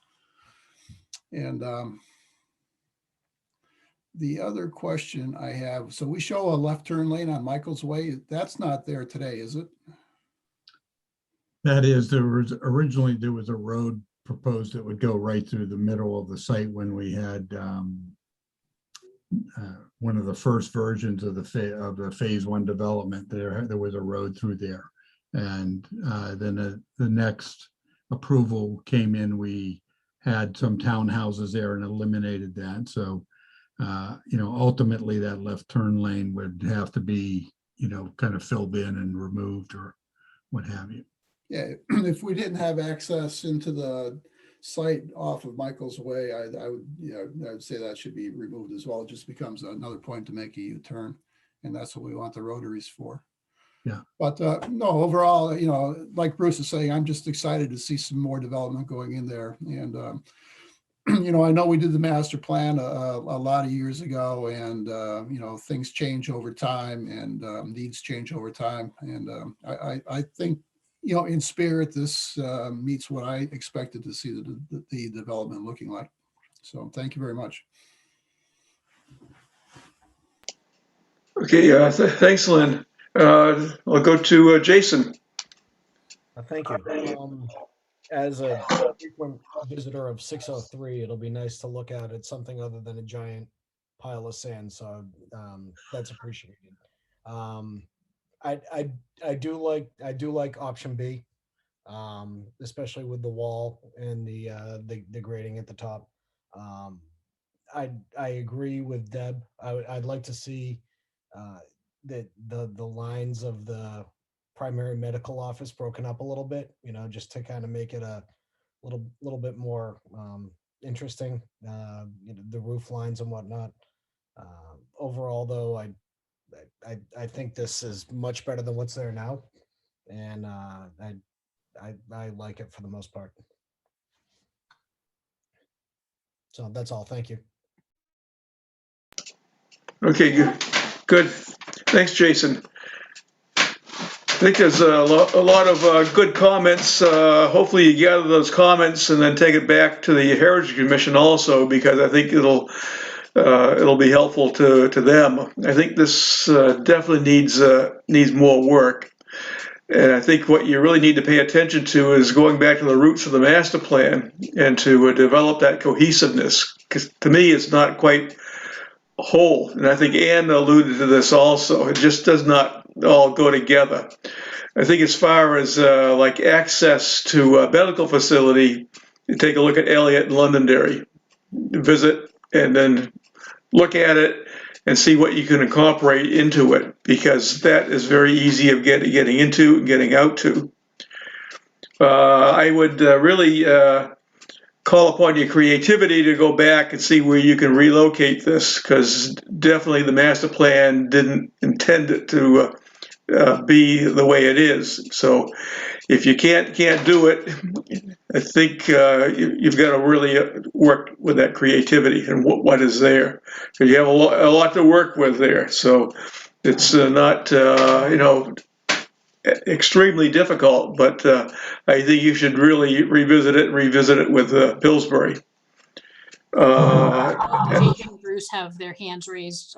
If you guys have. Yeah, I'd like to continue first, but then I can't see the hand raised, Colleen, so I'll rely upon you for that. But I think that if we really push comes to shove, the parking lot has to be there, is to hide it a little better than it is. That is, take some of the parking, eliminate that, put it into a parking garage or put it behind there. Because, just leave the parking in front of it for the people that really need to use the facility.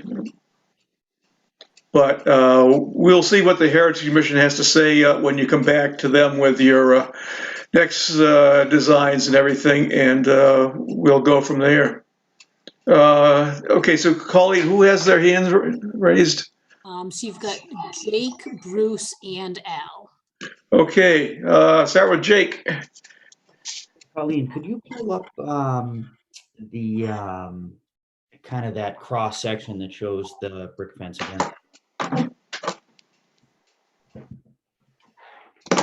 Thank you.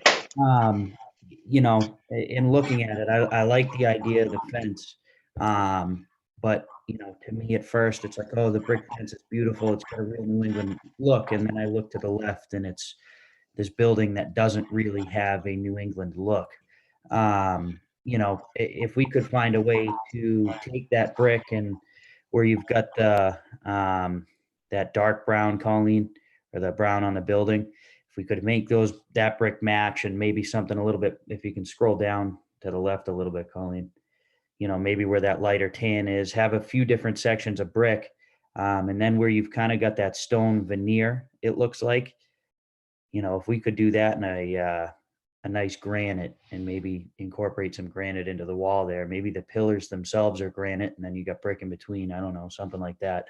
But I think that granite would have a really good look. In particular, I'm thinking of if you look up, I know because on the way to the lake, I stopped there. If you look at the liquor store in Rochester, they've got, the first 3 or 4 feet of their building is a really nice granite veneer. And every time I see it, it sticks out. And I think, wow, that's got a really nice New England look to it.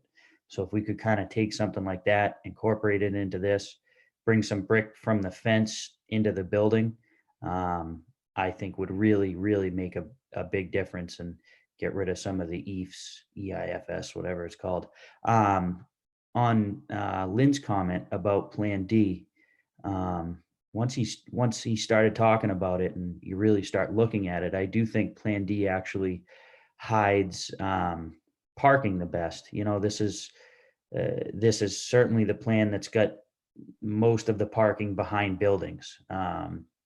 It's just that left side that is an eyesore, or around that rotary on the left there. So what can we do to enhance that a little bit? Is there a way we can create the landscape buffer to be a little bit bigger, and obviously, plant it more densely, see what we can do to fill it in and get a really elaborate landscape design in there to break up the parking lot from coming down Michael's Way and getting to the rotary. I don't know how we would do that with the way the parking's laid out. I don't know, Colleen, if maybe we could entertain getting rid of a couple of those inner islands just so we can have a bigger landscape buffer on the perimeter there, and obviously continuing the wall around it. But I do have to agree with Lynn. I think this one fits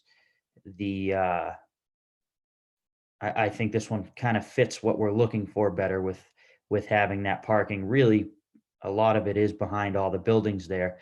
Plan B is attractive because it's got a lot more of an in-depth landscape design to it. So if we can take that landscape design, try and bring it to Plan D, try and really hide that corner there, the rotary, try and really landscape that a little bit more. And again, incorporate the brick from the wall into the building, get some concrete in the wall and not concrete, granite in the wall and in the building as well. I think you're going to have a lot more of a New England look. If you look at the bank that was proposed that night, I know it's in a separate location, but it was proposed the same night. That was kind of, that to me looks like a home run. I look at that and that is exactly what New England looks like. So if we can bring a little bit more of that to whatever the building is, that would be fantastic. That's all I've got.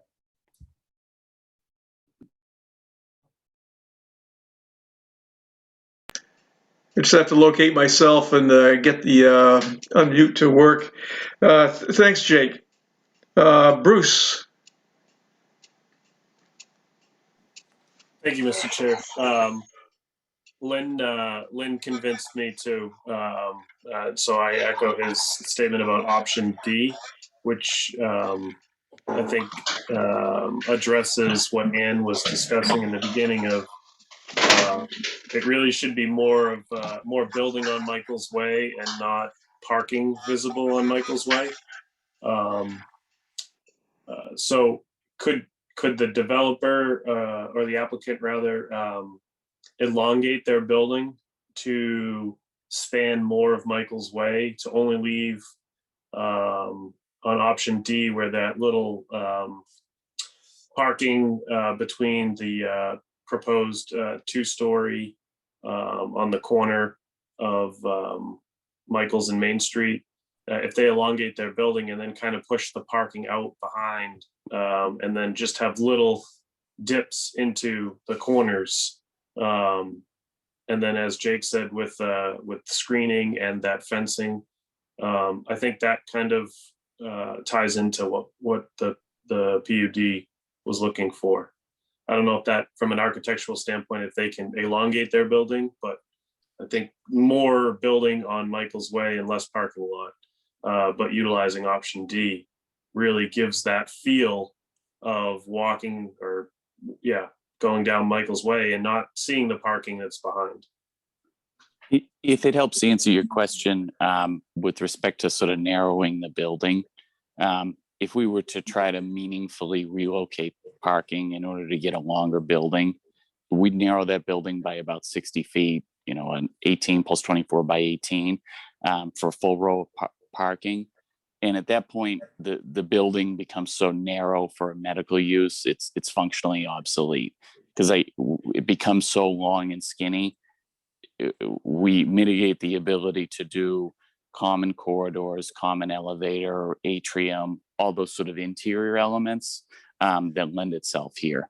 But that being said, that option D as in dog that we're looking at right now, we're more than happy to run with. We're more than happy to tie in the roof line sort of suggestions, tie in the brick that we're suggesting, and tie in the wall that Jeff had designed in the alternate scheme, and just apply it to what's in front of you here. If the board thinks that best accomplishes the objectives of the master plan. Yeah, I think, the key is not being able to see the parking from Michael's Way. And I like the feeling of the building being right up there on Michael's Way. And as Lynn said, as you approach the roundabout, I'm not as heartburn about the parking because it does allow for better sight lines looking down Governor Bell Drive. So I think option D kind of incorporates a lot of what everybody's kind of expressed over the last 45 minutes or so. So thank you, Lynn, for convincing me. And I do just want to point out, so that the board is comfortable with that northerly entrance, the view you're getting as you're coming down Michael's for that full approach, you're viewing the parking lot as you're coming at it rather than the building holding the corner. So I think we'll still, as the board is requesting, dressing up that parking lot in that corner, if possible. So that's the view the board would prefer, is the parking lot as you're coming down that northerly approach rather than in between the buildings.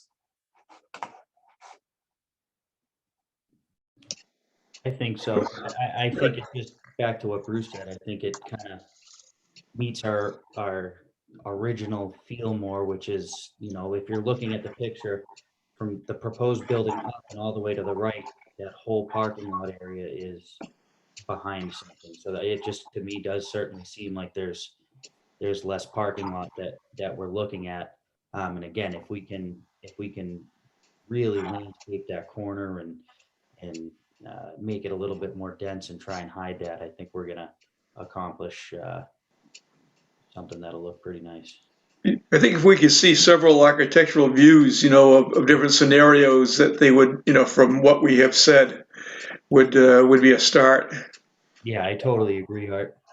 I think Lynn started something because it's piqued my curiosity, but I've got to see the architectural landscape view of it and several ideas that they have on how to. It's really hiding the parking, keeping it from the view on Michael's Way. And Mr. Chairman, if we come back, if they come back with a really nice looking building, that's what's going to catch your eye as you're coming down Michael's Way from the north. Correct. You're not going to be looking at the parking lot. You'll be looking at the building. I agree. Okay. Yeah, because from the northerly entrance coming down Michael's from Pillsbury, you're actually kind of at an elevated plane as you come back into come into the development. So I think from depth perception at that point, your eye will be drawn to the building and not to the parking lot. Whereas if you're coming up from 102, you're kind of coming up at an incline. So you're going to be more drawn to the parking lot.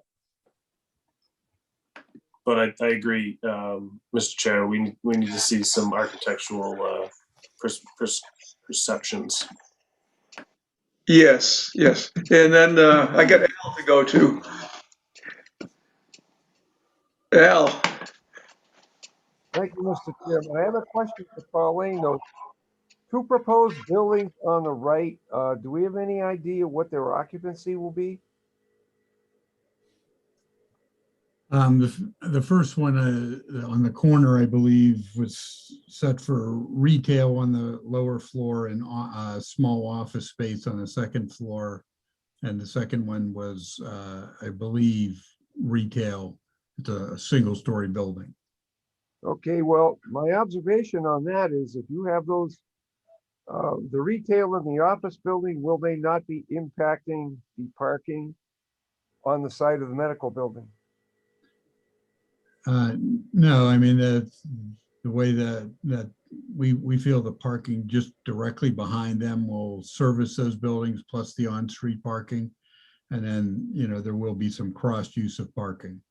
Long-term, again, you're looking at, when the project gets further built out, you'll get more of a cross-use parking where, when uses are in high demand, other uses are in low demand. Okay. That's all I have, Mr. Chairman.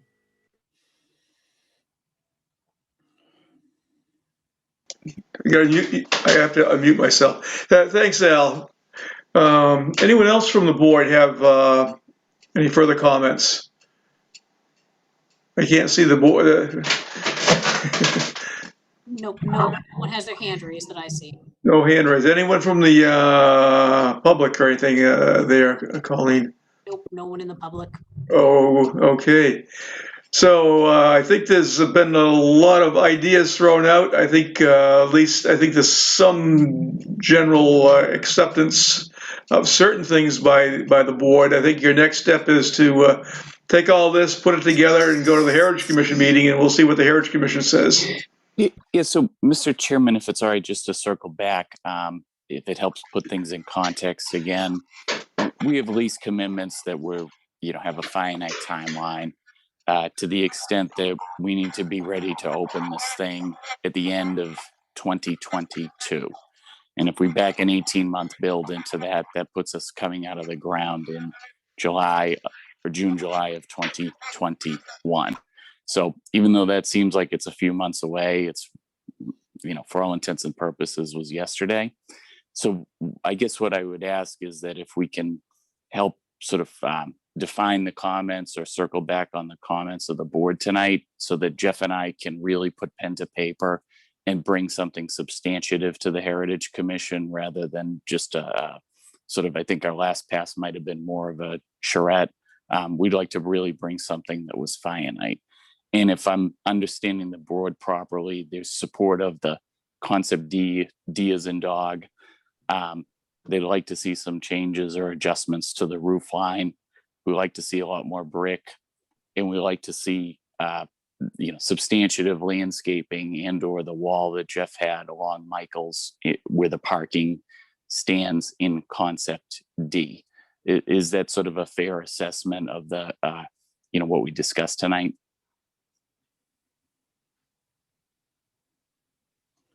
You're on mute.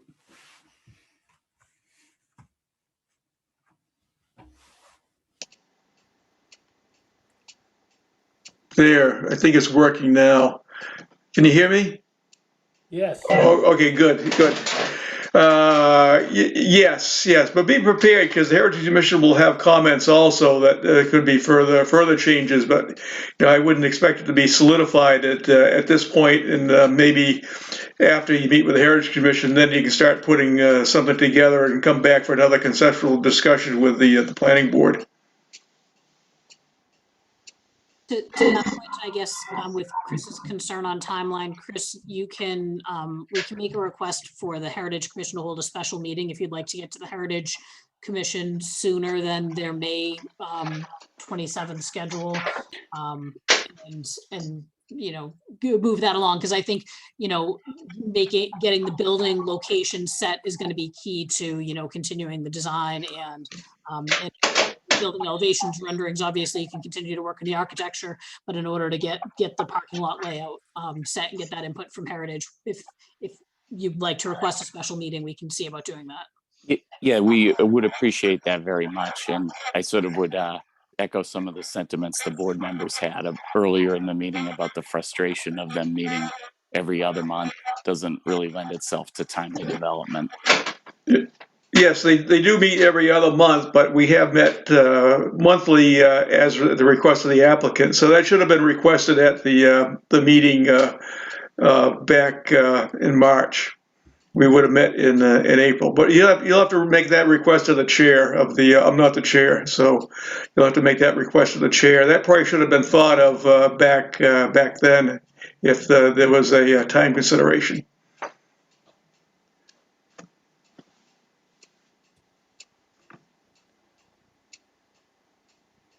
Okay, I gotta see if I'm still, I guess I'm, can you still hear me? Yeah. Oh, okay. Any further questions? Any questions of the applicant? I think you have your directions. Great. Thank you very much for your time. Have a good, excellent night. You're welcome. Okay, next we have other business, and Bruce has requested a discussion with concerning public water and new subdivisions. So I will turn the floor over to you, Bruce.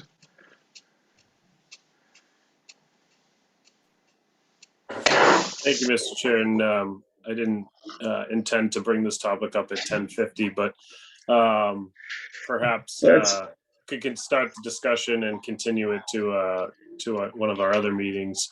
But my thought process would be an adjustment to our site plan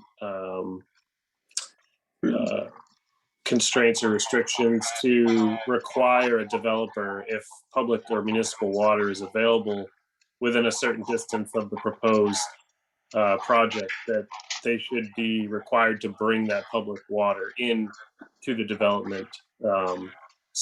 Especially in this day and age where we're talking so much about water pollution and, you know, wells having issues.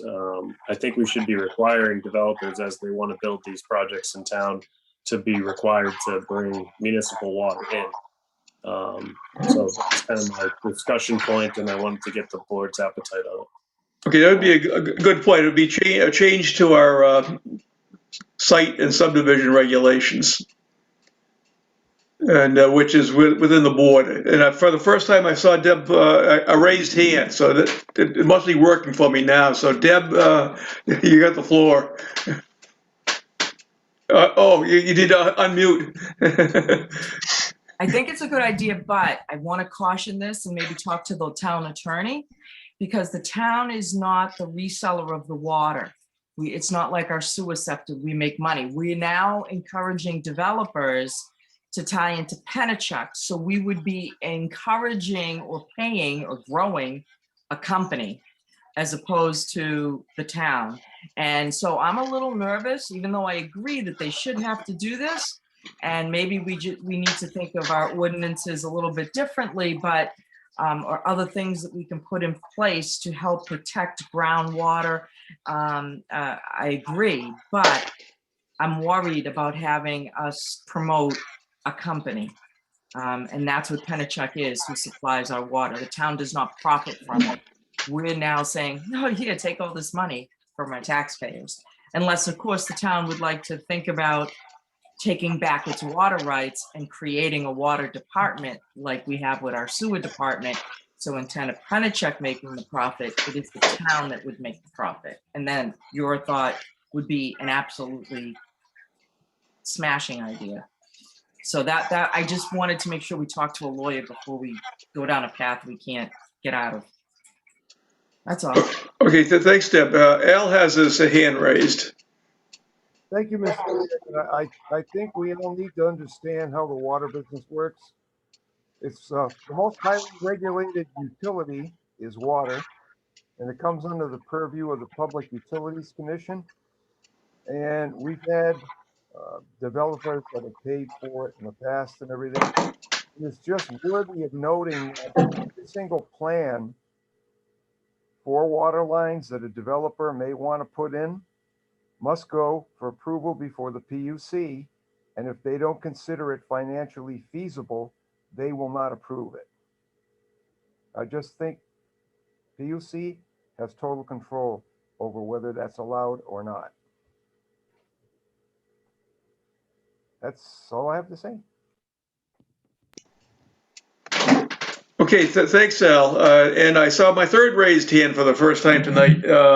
Roger. Roger? Yep.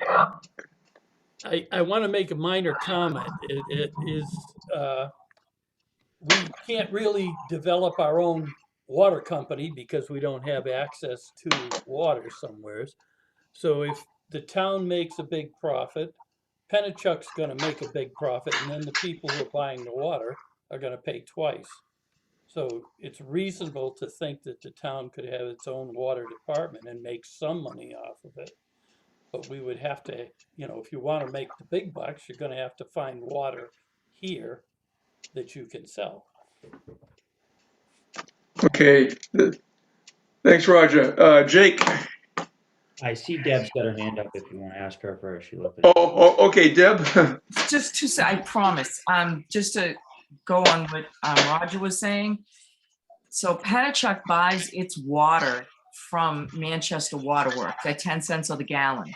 They then resell it to the residents who have Pennachuck water at 80 cents on the gallon and make that as a profit. The same thing with Derry. Derry buys its water from Manchester and then resells it to its residents or consumers at 60 cents on the dollar. Pennachuck is the highest reseller of water.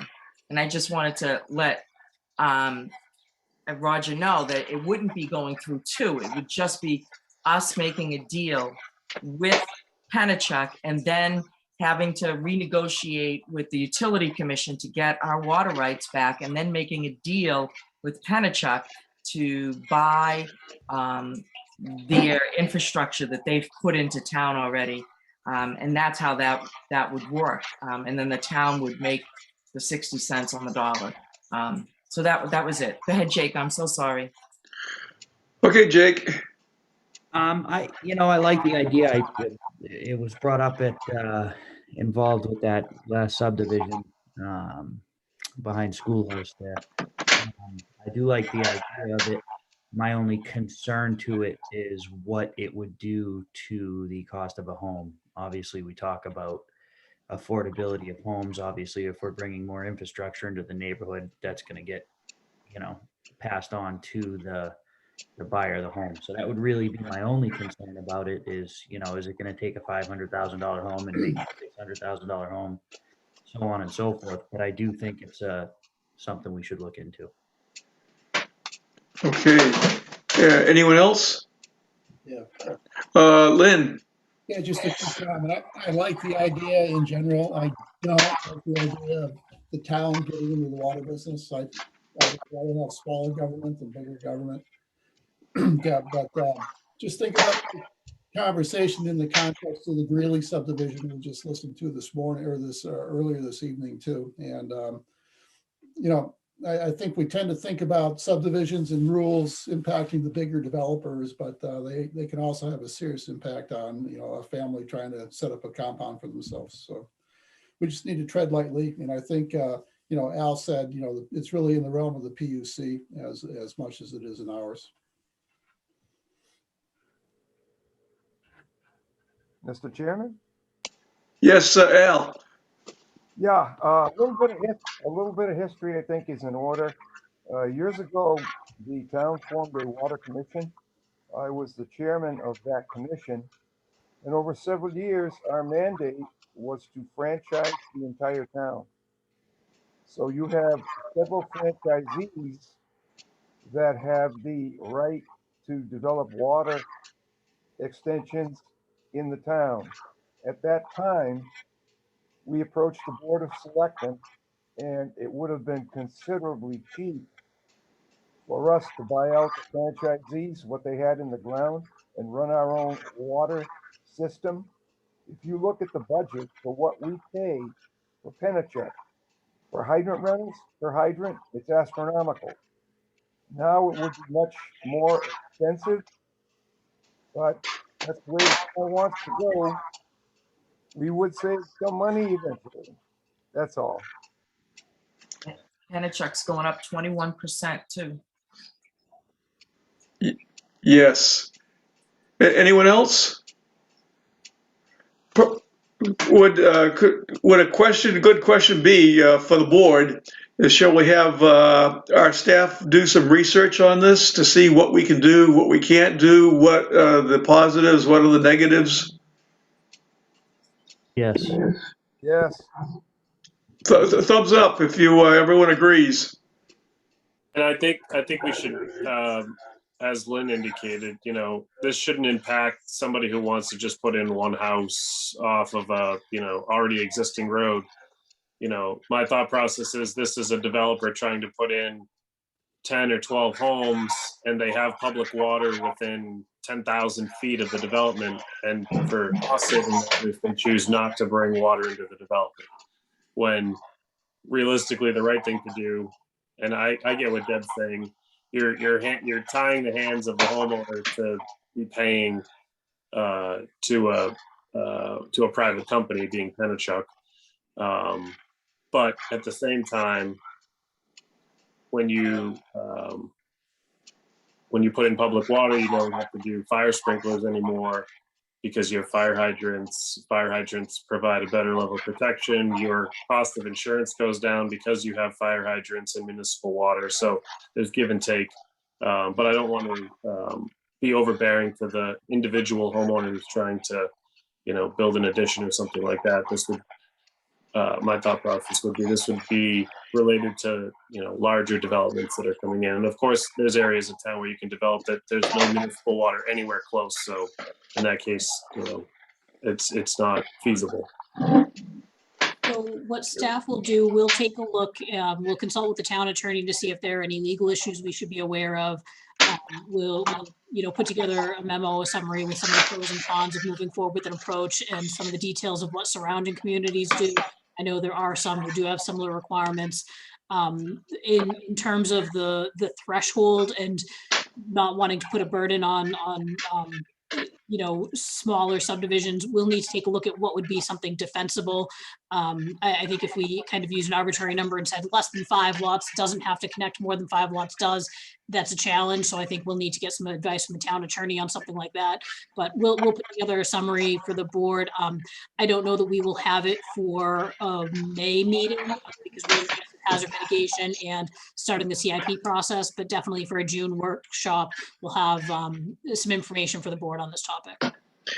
Colleen, could any of this dovetail in what the PFAS committee is doing, if possible? I'll take a look. I don't think too much, but and I'd like to keep it kind of simple. I think that this is a very simple focused issue that we can keep it as just in the subdivision regulations, and this is something we should look at. But it does tie into some of the recommendations from the Water Resource Management Plan. So we'll take a look and coordinate with who should be involved. Yeah, Deb.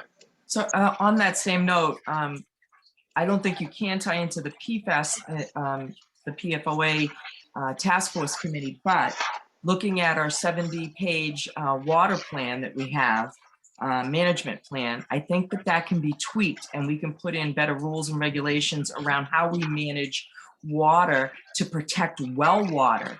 I think that might be a path that would be more doable. Obviously, that's a lot of work, but I think it would be more doable and it would help protect drinking water for all, not, just select spots here and there. That I think that should be added. I don't know what everybody else thinks, but. I think it's something to definitely to think about and coordinate, because what I'm looking for, let's say if the PFAS committee says, oh, we're going to have, put all the town on public water, that would solve this problem. But I think I think as Colleen said, that we would keep it as simple as possible, but yes, we need to dovetail together. We need to get the communication across all phases of the water issue. As Tom says, Tom Dolan says that whole thing is the nuclear solution because it will be upwards of $300 million. Oh, it would be astronomical. I mean, it would be a solution, a nice solution, but boy, it's a rough trip to get there. Whose purview would it be, Deb, for the town to take over its water? Would that be the town council would have to? I believe it was negotiated a while back with the town manager and the town chair. They had to, because Penachuk went up there and it was some sort of a negotiation. I don't have all the history on it. I can't seem to find it. So I apologize for not having that. but it's something that happened a while back, and I looked at it to try to get it back. And it's just a very expensive and arduous process. But I think personally, we do well in our sewer fund, and you know how our sewer is managed. And if it benefits the town that way, then that's a good thing. Yeah, I know that the 21% increase from Penachuk was a big topic of conversation at town meeting, and you know, there's nothing restricting them from continuing those rate hikes. So, you know, probably time for the town to consider something like that. I agree with you, Bruce. I really do. Okay, Al's got his hand up. So Al, Yes, back when we explored and recommended to the Board of Selectmen that we were proposing for them to buy out the water system, you would have to pay, after an assessment of all the value of all the infrastructure that the franchisees had in the ground, you would have to establish a water department, hire the appropriate people that would be able to handle that kind of job, and then you would have to get the approval of the Public Utilities Commission. That's all I have. Oh. Sounds like a long road. It is. Nothing's easy.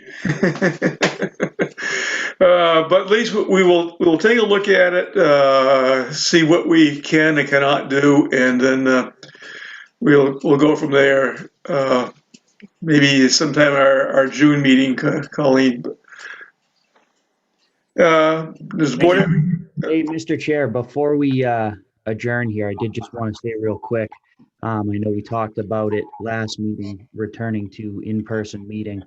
I think we're better off doing it sooner rather than later. Personally, I think a Zoom meeting is much different than a meeting in person, and we are doing a bit of a disservice to the residents by continuing to be on a Zoom meeting. So I think the sooner the later, or sooner the better, is in next month. That's just one opinion. And I wanted to throw that in before we adjourn here. Yeah, I think what I'd like to see is the, at least statewide, the new case numbers start coming down. If they can get into the double digits, it'll feel even safer. But right now we're at an increase. So I don't think we should, we should think about public health also, our own health. And, but yes, we would love to get back to in-person meetings, June. I'm looking at June or maybe July timeframe. I think if everyone in the state works hard, we'll get those numbers of new cases down, number of deaths down, which has actually been going down, but it's been alarming that the number of new cases have been going up, and that's also where the concern of the governor is. It should be all of our concerns. One more thing, Mr. Chair, I talked to Colleen about this, and I'm hoping to get this to be discussed at planning, because on zoning board, we're getting really a lot of things that come in with the sign ordinance. And sometimes I hear them say, oh, but you haven't updated your ordinance in a long time. And I think it would help the ZBA, and it would help all of us to maybe take a look at our sign ordinances. And the other thing that pops up, seems like once a month, is the chicken ordinance. And it's sometimes it passes, sometimes it doesn't. And I really think that there should be some consistency in it. So it could be something that we might want to look at, because it does pop up an awful lot at ZBA, and that is under our purview. So I know we're busy, but if we had time to get those things done this year, that might be a good thing. Yeah, the signs have been a perennial issue anyway.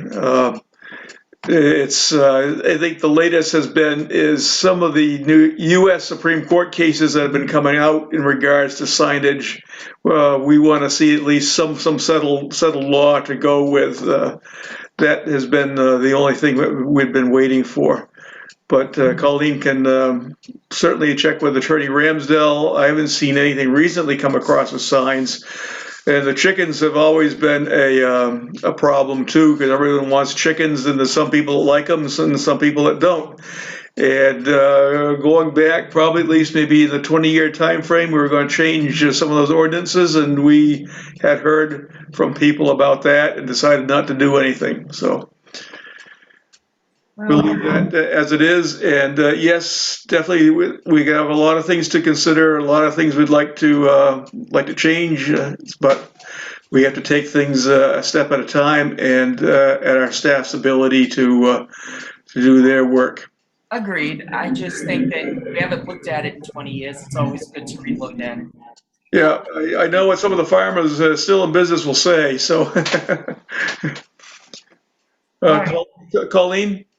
I was just gonna say that I've heard, and I know the town manager would like us to consider looking at the sign ordinance, and it's been something that it's been a while since it's been looked at. So that's going to be a bigger overhaul, and I think a bigger look at that, that we'll probably look for some consultant to help with some of the more intricate standards when it comes to lighting. There's a real science to how the signage size, but I do think it's something that we should be looking at sooner than later. So we'll add it to the queue, I guess. Yes, I think the state of Pennsylvania has done a lot of research on the size of signs and what you can read as traveling at different speeds along a roadway. So at what point is a distraction? So it's a very scientific thing. If we can get information from them that I haven't seen anything lately coming out of the state of Pennsylvania, but they probably have done the most research on signs, the size of signs, the number of signs, and the distraction factor.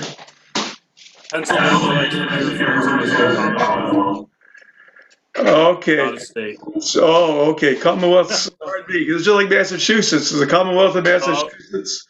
Yeah, it's Commonwealth of Massachusetts, Commonwealth of Pennsylvania. Yep. They're very touchy about that. Virginia's a Commonwealth too, don't forget them. Oh, Virginia, that's a state for lovers, but they're also a Commonwealth. Yes, and there's a different relationship between towns and cities there and the state government, so it's quite different from our form. I see you have your hand up. Did you have any last comment? I did have a last question. Is how many people on the board have already got all their shots for Corona? Still public.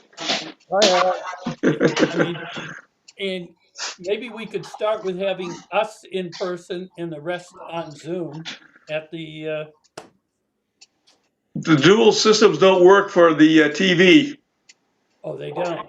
No, they don't. Otherwise, we'd be doing it. We couldn't Zoom from there. It's got to be one or the other. Unfortunately. But it does look like everybody's pretty much covered. Yeah, it's just those, even though you've had the shots, you still can get it. Can I make a motion to adjourn? Can I second that? Please do. Motion to adjourn by Jake, second by Roger. All those in favor, we'll do a roll call vote. I'll go with Deb first for voting here. Aye. Al. Aye. Ann. Aye. Jake. Aye. Jeff. Aye. Bruce. Aye. Jason. Aye. And Chair votes in favor. We are adjourned. I think we get a lot accomplished. No, a lot of words, but I think there's some direction to it. So thank you, everyone. Night all.